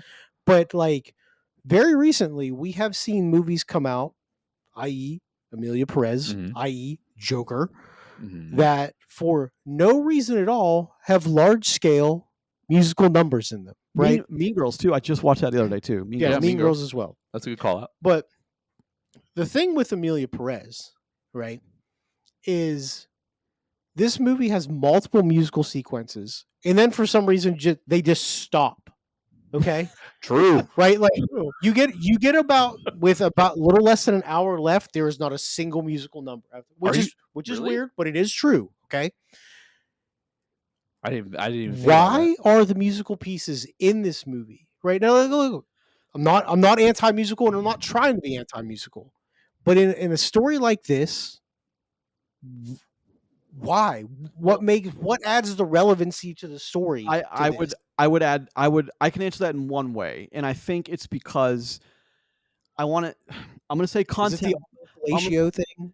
I think it's content, but I'm going to take it one step further and say one of the songs, the third and fourth time I watched it, was like, yeah, that's probably got a lot to do with why it's a musical. Is do you remember? So in the film, it's the story is a cartel boss who has done bad things for decades. He's pretty much Terrible things. born into it.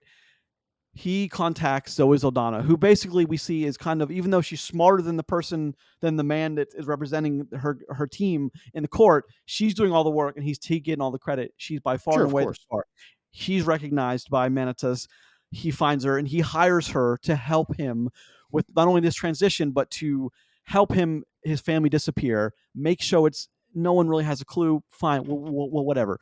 But that's the thing is, there's a song when she goes to talk to Dr. Wasserman about, I don't want to reveal his identity. They have that kind of a beautiful ballad about, he says, well, I can snip this guy, but he's still a guy. And she starts singing a song about, well, it's like she's like, oh doctor, but and it's a beautiful song, but Sure. like it also, I think because of the content, they wanted to upplay. That's why the musical piece was added. I'm sure it came later. Watching the yeah, you movie, think so? I got the vibe that the music was not in the initial draft. Hmm. I That's really get interesting. that vibe that Oh man, that'd be a wild I don't choice to know. make. Yeah, so I mean, like, and also I think we have to consider that this is made by a French director, sure shot in Europe. So like in France. maybe this is more common, right? It's not. No. No, not Okay. really. Okay. I think Or like that was a thought I had while I was watching. It's like, well, maybe this is just this is kind of like part of the course, for where this movie's coming from. But even if not, it's I don't know. You like that song? I thought that song was condescending and kind of convoluted. Well, it's kind of Because, the. I think it's beautiful, but the lyrics and the messaging in that one song are kind of like, well, given the content, I'm not sure I would have written it that way. But then this whole movie is given the content. This movie, like you said, Chris, it kind of, there are bits and pieces of a great story here. The problem is there's so much going on in this movie. There's like 6 different storylines that could have all been their own yeah. movie.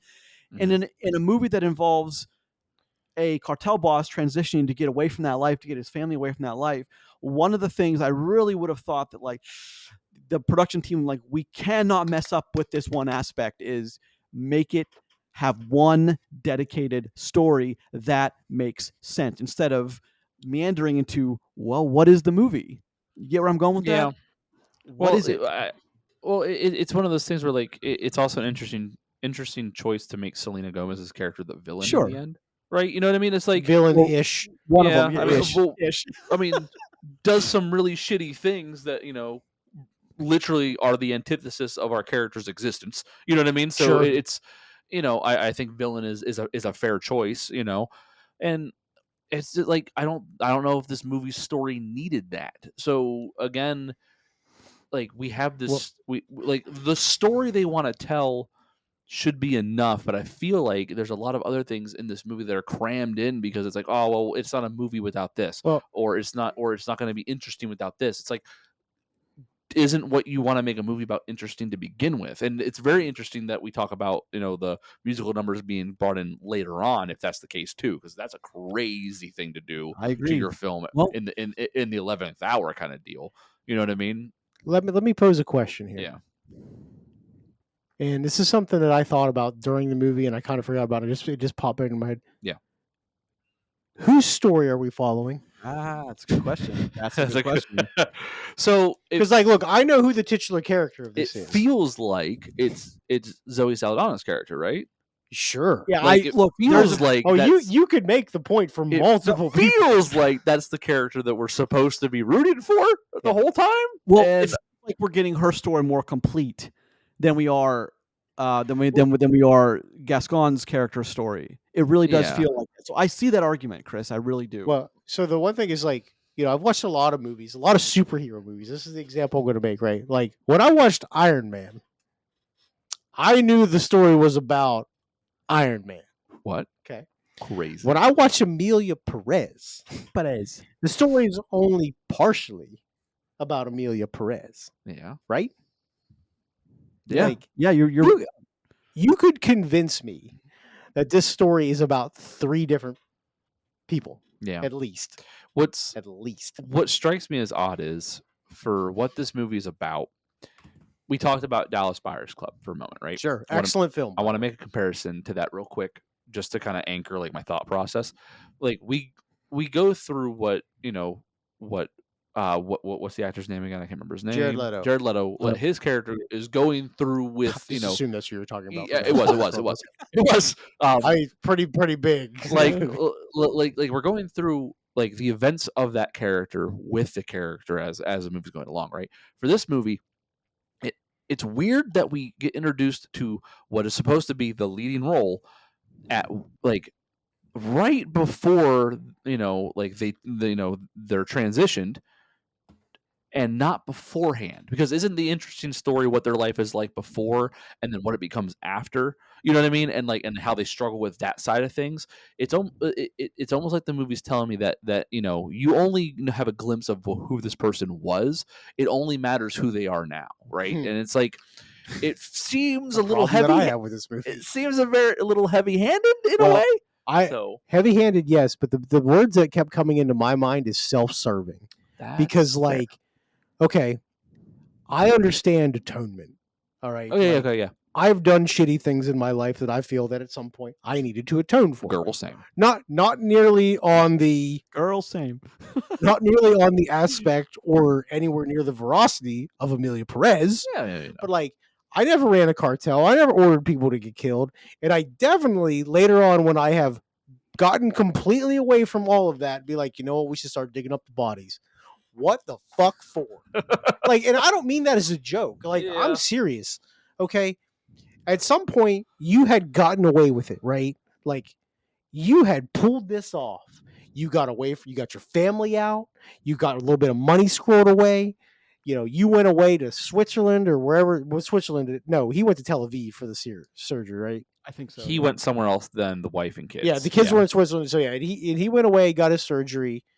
Surgery's very successful. Yeah. Great. And then 4 years later, comes back up on the radar. We got some money. Let's bring the family back, which I actually even understand. That's the fine, family back but thing. I but totally to be get that. extremely public facing and all this other stuff. I am going to go very face forward, and not one person's going to go, wait a goddamn minute. What?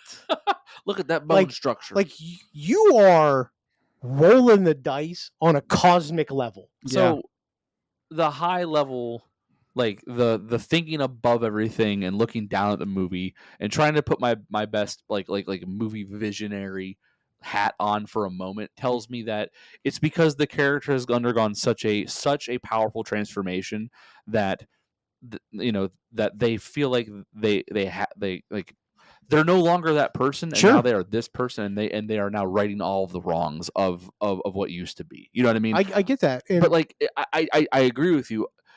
I like she doesn't have to be the front face. Yeah, the self-serving side of that's a very good phrase. You could be the money behind the story. Yeah, like you could be be like, you have a bulldog, that can get stuff done in Zoe Saldana's character here, right? Which also shows that character how much ferocity that character has. Like, to do all that. You have a fucking pit bull, and that you can just unleash to like get this stuff done. I get that. Yeah. Turn her loose, let her go thunder. Like, hell, you could steer the car. You cannot be the person on the fucking interviews, being like, "We're here and we'll take help from anybody who will give it to us. Yeah. You put the bodies in the ground. You get it." Well, that's okay. So that's the one question is like you're asking us to accept that this person who did for decades, who I mean, someone like Manitaz would have been born into it pretty much, or like from a very young age, been Oh yeah, for sure. yeah. been like ushered along into that position. I as someone who's watching the film, I never was okay with the fact that like and we got we got the scene with he and or she and fuck, I can't remember what Zoe Saldana having the beer, and then that woman came up and gave him that flyer. Oh my, I'm missing my son. And then like Zoe looks at her like, are you? I mean, did you do this? And then that's when they get started with the whole, well, we're gonna find the body, we're gonna dig it up. I mean, I might know where to look, maybe. Here's the thing. I may have an At idea. least that I understand why, or be like that epiphany, like, you know what, I can help here. Yes, I but then- caused a lot of pain. I can really help clean this up. It's like the whole like I need to be the mouthpiece for this company. But then also to go down that avenue of that becomes. I mean, why don't you start selling drugs again? Well, but that becomes the story, and it's just to me, it's like, why are we doing this? We already had a story in place. So we've already talked about like think about what we've already talked about. We've talked about the fact that this character doesn't show up until we're about to meet who they transition to, right? Yeah. So that's one piece that we didn't get the full story on that would have made a fine movie. We start out with Zoe Saldana's character, who already has an interesting position that she's in. It could be a whole movie by itself. Sure. An interesting character. A Mexican cartel prosecutor. Whoa, buddy. Yeah, crazy, right? Whoa. And then we also don't even we also get this weird half film about like someone who's transitioned from male to female, who has a wife and kids, that is trying to now live with these people again, and there's a drama there that you could have a whole fucking movie around. Yep. But it's a footnote to this movie. And this movie like shoves it in as some weird other plot that eventually turns around to be, more cartel gang violence. So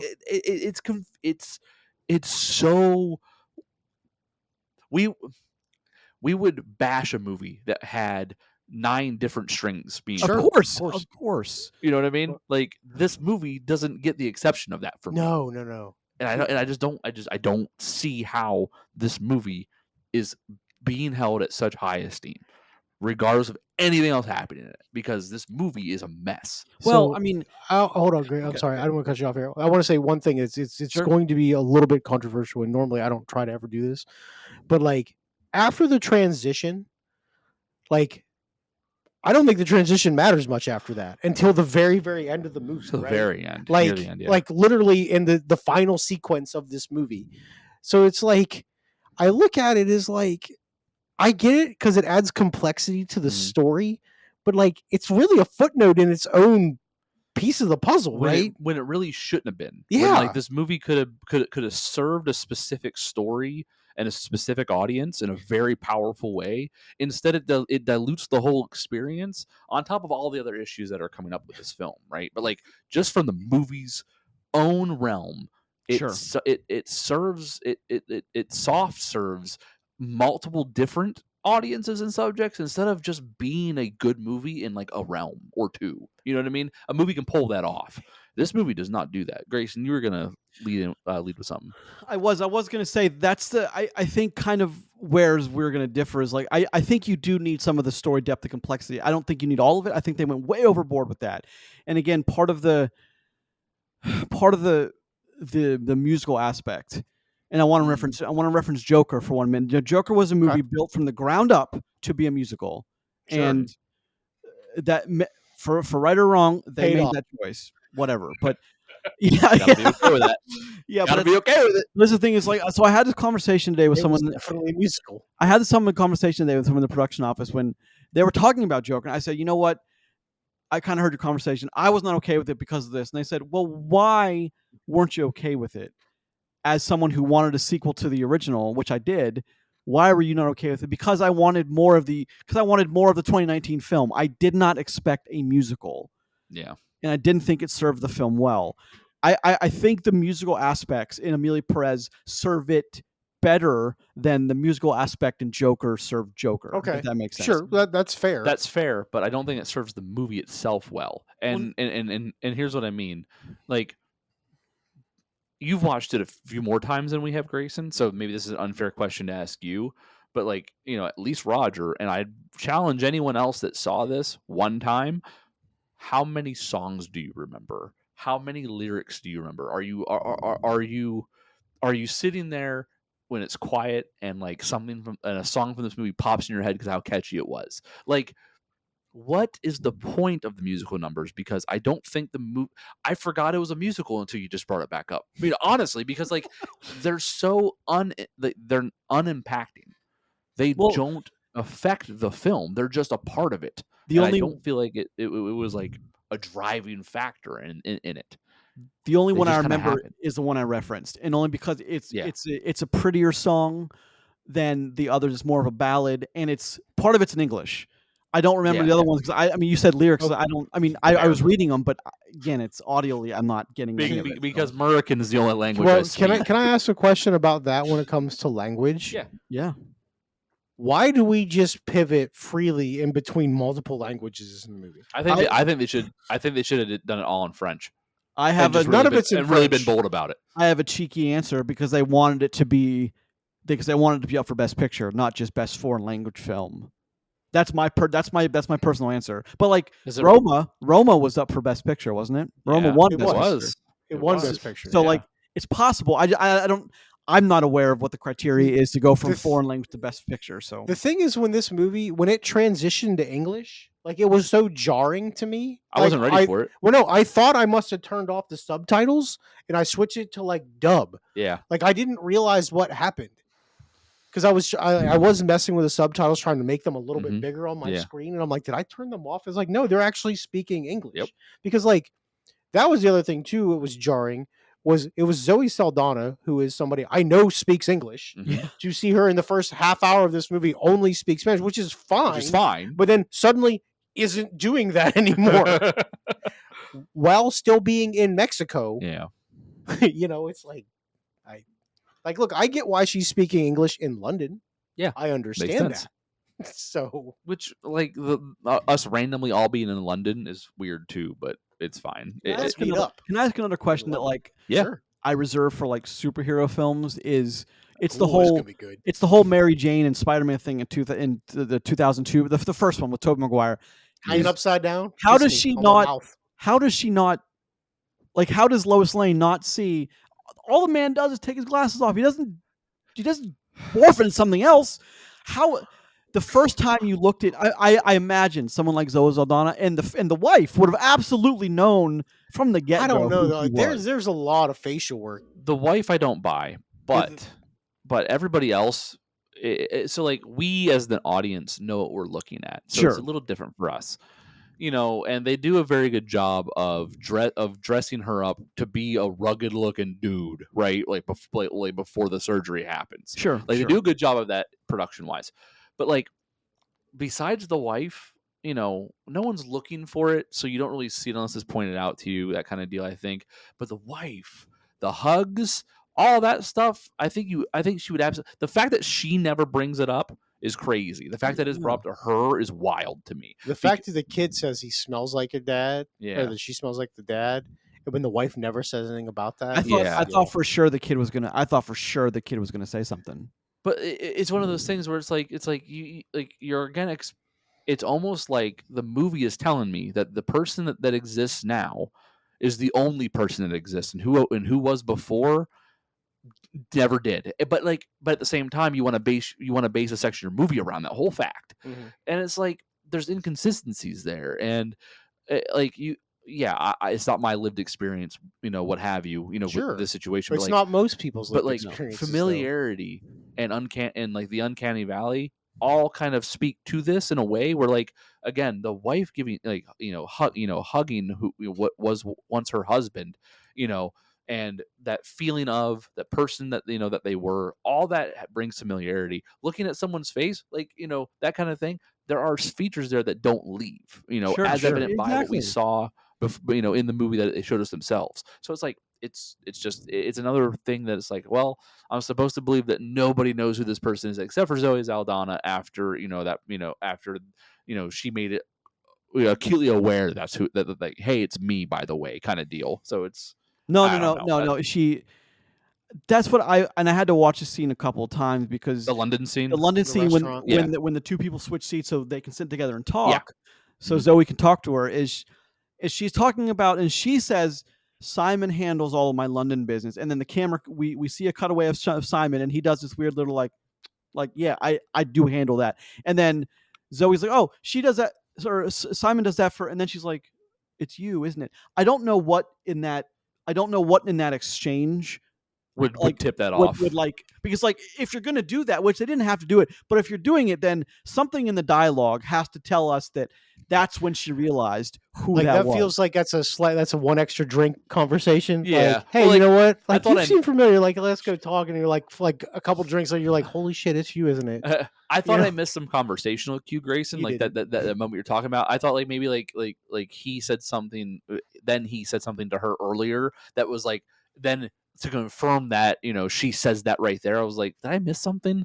But again, the movie didn't give a shit, so I didn't give a shit, so I didn't go back and look Well, either. I So think the movie does. It just that's what I'm trying to. It's like there's so much of it surrounding here. Is like and this is also a Netflix presents. It's not a like I don't think Netflix made this. I never got confirmation on that, but it is a Netflix presents.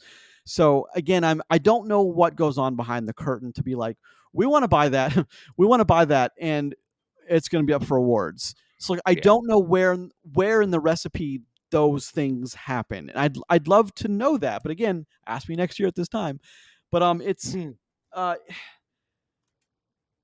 I don't mean to detract from. I think there's some very strong camera work here. I think there's some very, Okay. very strong performances in this film too, especially by the woman who Emilia falls in love with towards the end of the film. I think she is stellar. I mean, I think like she's one of the few characters that we really need to ground the film into like a more of a She's a footnote in but this she's a movie, though. throwaway in the film. again, I understand, but like her performance is like one of those like why did we not get more of her? So And someone gave a good performance in a well, that's objectively bad movie.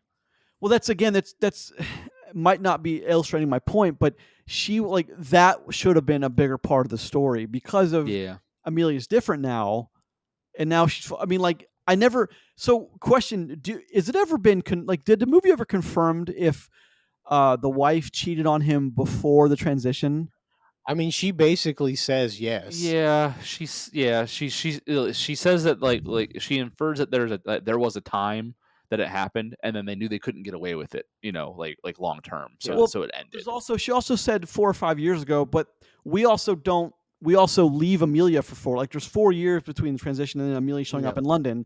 But is It's that like 4-ish? well, And is that like 5-ish years? I was just gonna say You got that. about a 6-month time Yeah, window right. here. Like, You know cause what I like, mean? look, 4-ish could be 4.5, and 5-ish could also be 4.5. Yeah. Like, we also know that she was very happy before them like, before he really started going on because he started taking the drugs to start the process 3 years before we catch up with before the film starts. So, like, it hasn't been 4, so I don't think the movie was ever kind of did never confirm yes or no or like or that was a result of him close transitioning into her.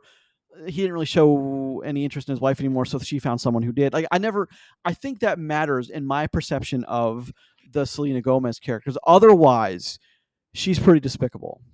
I mean, it's like we have a movie that is terribly unfocused, telling way too many stories when it doesn't need to. Sure. Which is like Weird. that's the one thing that as a movie I'd have been like hire someone to make sure this person tells everyone that every day you have to be focused. This at this time in 2024 when we're making this movie, you cannot be. This has to have a very strong, clear story, and if it doesn't, that's a problem. But Yeah. it's just Again, though, whose story are we telling? again, I don't think it's in again. I'm not a panderer, so like I'm not going to say, well, it's obvious. No, I'm not. I mean, It's not obvious. it's not to me. It's like I can see the argument for Amelia. I can see the argument for even Zoe. I can see the argument for a couple others, but it's not the fact that it isn't clear is a problem. in a movie called Emilia Perez, for someone else to not be the focus, maybe is kind of a problem for me. So I want to pose you guys a question. I think this might be one thing we agree on with this movie. Okay. Can we agree being trapped in a trunk burning alive would be fucking terrible? Yeah, man, it'd be awful. Yeah, it's a pretty shit way to go. After a car accident, by the way. After you got bounced around in there like a goddamn tennis ball. Yeah. To be like, oh man, she gonna get out? Speaking of tennis, No. you know what other movie was you know what other movie was left off all the nominations? Wimbledon. No, you're close. Challengers. I knew that one wasn't gonna make it. Are you Movie kidding? was trash. That Had movie potential, was. That movie was. I thought that movie was damn good. Movie was Anyway, trash. Roger said tennis. I was going to bring it Fucking up. banging soundtrack. That's the thing is, I'm probably going to watch this movie a couple times more in the next 2 or 3 weeks to really kind of like, well, I mean, are they doing what everyone's accusing them doing, or does this movie deserve it? I'm not trying to like poke fun. Is there a reason why you're gonna watch it multiple more times? Like, Hey. are you trying to like glean more stuff from it, or No, I'm trying to. Again, I always do this thing where like, is it a failing on my end or is it a failing on someone else's? I just want to make sure it's not my end. like Because I have no problem. If you told me like, hey man, I'm Yeah. gonna watch Emilia Perez a second time, see if I missed something. Like, I wouldn't argue that. Like, if Chris said it, I'd be like, okay, cool, man, Yeah. I get that.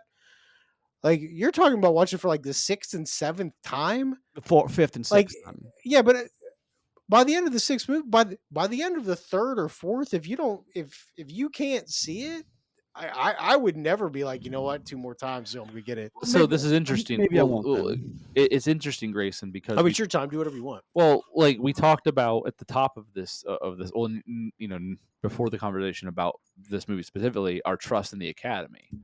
So, we talked about the Oscar nominations and such, and what you're saying is that, earlier you said you don't really trust, No. the Oscars or the Academy at this point anymore, but yet you're fishing to find, Trying to justify. yeah, you're fishing to find where the where the movie's merits are. Well, when okay, they're not here's the thing. obviously when they're not obviously laid out to you. It's I think you may be answering your own question. I have several pages dedicated to Emilia Perez of notes, and it's one of those things where no, I don't want to lose faith in the Academy, but I think it's all but gone. But like I also like I've kind of curtailed what I was going to say a little bit because like maybe it's going to be controversial, but like it goes to the making of the film, which are I think very legitimate questions. But again, I think the conversation so far has done enough to like, I think we've done enough damage on our end, but I don't mean to do damage. What I mean to do is kind of, again, I don't want to say Well, no, debunk Emilia Perez, but I don't want to. Again, it's one of those things where I just can't understand outside of. I mean, I understand because it's 2025 now, but outside of the 2024 and 2025 years, I can't understand why this movie has so many nominations. Well, like maybe my advantage and disadvantage is the simplistic way that I see these movies, right? And Sure. like and the way that I judge film is by what it shows me and and such. But like in a very simplistic way, judging this movie on the merits that it shows me, I see more flaws than I do positives. I see more negative than I do positive. I see more issues than I see, like things that shine through. Sure. I see way more damage in the structure than I do, good bones. And again, it may be because of how simple in the simplistic way I view movies compared to, other people, but like this movie doesn't do a whole lot that I find impressive. And again, that isn't to say that there isn't some impressive things that try to surface, but surrounded by so much other things, like I've seen way better movies this year from an artistic level, from a plot, from a plot and storytelling perspective, from an interest level, and from an impactful level. Speaking I've of, seen way more. let me name some movies that we haven't mentioned outside of Dune. Civil War. That's a good movie. That was a good movie. Regardless of where you sat, that's a great movie. It's a good film. Challenger was great. Kingdom of the Planet of the Apes blew me away. That movie Actually a blew me good away. movie. Yeah. Fucking great movie. Unironically. Furiosa, I loved it. Good I movie. thought that was a good fucking movie. It was a movie. And I It saw. just wasn't different enough from Mad Max. Yeah. But I don't think you guys saw, but Ezra, Bobby Cannavale, I and good to see. Yeah. Bobby Yeah, I get to Cannavale see and that his kid, who is that's Mhm. damn. It's a very focused, good movie. Young Woman in the Sea. I was okay. It was Yeah. It was okay. better Yeah. than this. Yeah. That's Yeah. okay. That's my point. Alien Romulus. Like we mentioned it, but like Great movie. Fucking awesome. Fantastic film. made better by the fact that it wasn't awful because the most recent all Alien films have been for a while been terrible. So Yeah. and then Heretic. Deadpool and Wolverine. Deadpool Wolverine Well, was an How did actual well? I'm not movie. saying it's better than Emilia Perez, but I'm saying it's the I am. moments. I would. I would say the strongest moments in. Here's a really hot take. I would say the strongest moments in Deadpool and Wolverine were far and away better than the strongest moments in Emilia Perez by I don't think far. that's a hot take. That Well, I sounds mean, like a perfectly reasonable thing. um, I mean, like here's another one. It ends with us. Something that oh also yes, something that kind of isn't in our wheelhouse, as viewers. But No, but like Christ no. that movie, for all of its problems it's had after the fact, Oh my goodness. and Whoa. you know what? The movie itself is still better than what I Yeah. saw in this. Actually, great call out with Heretic, by the way, because Yeah. Heretic, Yeah. fucking great movie. Yeah, Scary as it shit. didn't get a single nom, did it? no, nothing. But No. I mean, that's as strong a movie this year as any, and a movie you guys didn't watch. I loved it. I've seen it a dozen times. White Bird, A Wonder Story. That movie is fucking incredible. With Helen Mirren talking about know- her experience during the Nazi occupation, the family that sheltered know, her. I talk on a movie podcast with two assholes, and I've never heard of that movie until this point. So it's We weird. talked about it several times, but I would hope you and Roger check it out. It's on, Yeah. I think it's on one of the streaming services, or I'm sure Roger you have it. But it's God that movie is. I don't so know what good. this means. Allegedly, what the hell? Feels a little bit pointed at me. ish. Ugh. That movie to me is one of the best movies of the year, bar Okay. none. And that's in a movie with Hey, Dune. Helen Mirren rules. I'll check that out. That's in a movie with Dune and Civil War and It's in a year with those. And like again, I don't know how Kingdom of the Planet of the Apes only got one nomination for this. That movie was, I think, awesome. So here's the thing.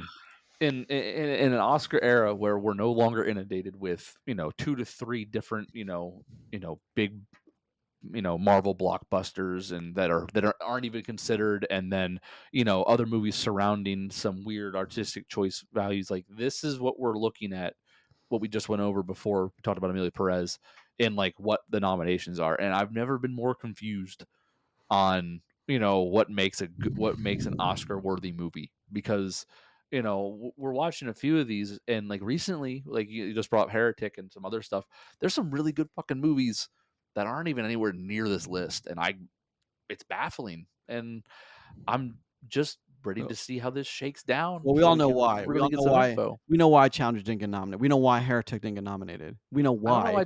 I don't know why Challengers, because Challengers feels like a movie that does get like one nom somewhere, at least something thrown at it to be nominated, even if it's never going to win. Like that movie Yeah. screams, It does. movie Nominations, yes. artistic. You know what I mean? It It's screams artisanal. pinky You up. That's know, what it screams. so like I don't know why that one doesn't at least get a weird pity nom, but there's just a lot that's happened this year, and then at the back end, all of a sudden these things are showing up. With high Shit, praise. Longlegs is way better than this movie. Yeah. I didn't write agree down with that, Long but Legs I'm is- biased on Long Legs. Well, it's I'm just looking at functionally. old stuff. that we I think watched. functionally Long Legs is better, but it's also much more focused and like narrow Sure. story. It's almost like that's like a good thing for a movie sometimes. Well, that's why 300 is so strong of a film, because the narrative goes from one place to the next, and then we cut back and forth. Like there's Yeah. not a lot of complication there, Yeah. but it's And there's a lot of abs in it too, I hear. all like so many abs. They've got abs. So final thoughts then. Dudes. Here's the thing on Emilia Perez is I mean, I'm going to go ahead and say this. I think it might deserve anywhere from 1 to 2 or 3 of those nominations. I do not think it deserves. I think it's got nominated because Well, it's gonna win Best Content. International Film. It's gonna win Well, one. it has to. Otherwise, it can't win the other, like Roger says. So It can't even be nominated for Best Picture and not win its category. It's Yeah. like it doesn't have to win Best Picture. It was nominated for Best Picture, and there's no way it can't win its category. It will have one Oscar. You know what I mean? Like it has to. But again, I would imagine I don't watch foreign films nearly as often as I should. Even the ones that are like yearly on, there's like a quarterly brought Yeah. up. But It's like tough though. It's tough to watch I 'em. imagine Yeah. that the ones that were brought up were also better than Emilia Perez. Again, I'm Then why aren't they on there for Best well, Picture? I'm just guessing. You don't always have to nominate a foreign language film for Best No. Picture, but that, again, though, that is something that's happened repeatedly Yeah. in the last few years. It didn't really ever happen before. Yeah. But I don't care so much as I do is making sure people get awards. I care about the best getting the awards. I mean, Exactly. So that's what I that's the care way I would about. like to see it too. I would like to see it to where it's like the movie, like the best films get their nominations and their awards. You know what I mean? Like it should be obvious. You know what I'm saying? Like Yep. there's sometimes an award comes up and it's like, oh, that makes sense. Yep. Like like Dune. The part one back that, like, oh yeah, that makes sense that gets cinematography. Yep. Cool. You know what I mean? Like that should be the feeling every time. Or Where right now, like, what was it? Suicide Squad? Didn't that win something? Hair and makeup or something? yeah. Sure. Yeah, but it won something. So now it's not just Suicide Squad, but it's Academy Award winning Suicide Squad. Of course it is. Yeah, Good for it. You know what I'm saying? Yeah, Like it did something good. Yeah, of course. Yeah. That's the It's point. just It's like I just don't. it should be clear. I This movie it's is far from it. I think the high end is if you're doing a 1 to 10 scale, I think the high end is a 7. I think the low end can be anywhere from a 0 to a 2. I mean, honest to God, That's how scales work. It's got real problems. yeah, that's how scales work, ish, But it's I don't know. I don't know how this is. I don't know how. I mean, the one thing I like the internet for is like it's very vocal about certain things. So they've heard the backlash. So I wonder how the backlash is going to affect the actual awards. Well, again, I think that this is a very unique situation from at least my view, my short time viewing the Oscars. That if this thing sweeps, it's clear of why it sweeps. You know what I But mean? also, Like Carla Gascon, she's in some hot Well- water for some awful texts that or some tweets once upon a time. and that's what I mean. If this doesn't win, then I'm also going to have a lot of things confirmed to me because it should only matter how good the film is. And if they felt it necessary to award this film 13 nominations, like I don't know what we're doing if this film doesn't get 50% of those. Something. Yeah, especially if it gets Best Picture. Well, but like But all of a sudden, if 1917, it's not about what's the best, but what the public front facing thing looks like, because it's marred in some weird thing, it should only matter how good your film is. Yep. well, you remember 1917 swept the Globes, won nothing in the Oscars, nothing, to my Fucking great travesty. detriment. That movie ruled. That movie's awesome. That movie's so fucking impressive. Yeah. But Is what it is. I'm going to be a little more bullish on. I do not think Emilia Perez is 13 Academy nominations worthy. I don't think it's more than 2 nominee. But like, I will go on record and say that if it wins, it's not about what's best. This is probably the widest range of a movie we've talked about on the show In a while. 16 episodes. This is probably the one that we've been probably the furthest away from each other, like gradient wise. Like we have the most gray area between bottom and top. But again, this thing to me, like if we were doing number scaling, this would be a 1 or a 2. You know what I mean? It's that bad. It's just a mess. But like, Grayson, like you said, like, you're in that 70 Metacritic range. It sounds good to you. I can't see it, but I mean, again, I watch movies differently than, you and and I think there's a good field there. I can see a 7. I'm sitting somewhere in between the 6 and the 7 to be fair, but I mean, this is only. It's not like it's. Well, no, I get that, but I think that's why it's worth mentioning. It's like, even with all the things I can see as potential, like I could never tell somebody to watch this thing, unless they have a very specific interest on, viewing its contents. I guess that's a good question. If someone says, "Hey, Emilia Perez is up for a ton of awards. You watched it. Should I watch it?" What do you tell them? I heard thing. I don't ever tell them they should watch it. I'll tell them that I didn't like it or I did like it. Yeah. I'd tell them, unless they're interested in if the movie's description doesn't interest you right away, that they could probably skip it. Yeah. Okay. You should watch it and you should form your own opinion on it. Yeah. My Fair. opinion was no. Yeah, I mean, there's only one rule in film criticism. You first have to watch the movie. Yes. And then you can form whatever opinions you want, but you have to watch. I don't feel like we ask too much. Yeah, right. Just watch the movie before you judge it. The most Okay, cool. basic rule. All right, guys. Well, thank you very much for joining us for this. Wrap her up. for what will be the most divisive movie at the Oscars this year. No, hands down. Like there's no contest, none at all. Hands up. Coming in mid-February with the most controversial movie of the year. Indeed, gentlemen. Again, this has been episode 16 of Post Credits Podcast, a show where we are lucky enough to talk about movies with you. You can ish. Each new episode posts every Tuesday morning at 5 a.m. on the podcast service of your choice of the following 6. Thank you for laughing. I appreciate that. Apple Podcasts, Podbean, Google Podcasts, Spotify, Amazon Music, and YouTube. Leave us a rating and subscribe. What's the other? Subscribe, like, and subscribe. God, I'm an awful. Yeah. That's it. You've been on the internet for at least 10 years now, right? I'm an awful elder. I'm an awful elder millennial. I'll tell you that much. I'm an awful elder millennial. Check us out next week, where we're going to be talking about Cap 4 and Honora, one of the last movies we'll be talking about for the Oscar wrap up. I cannot wait to talk about Cap 4. Buddy. $1 billion movie, baby. Like, look. Yikes.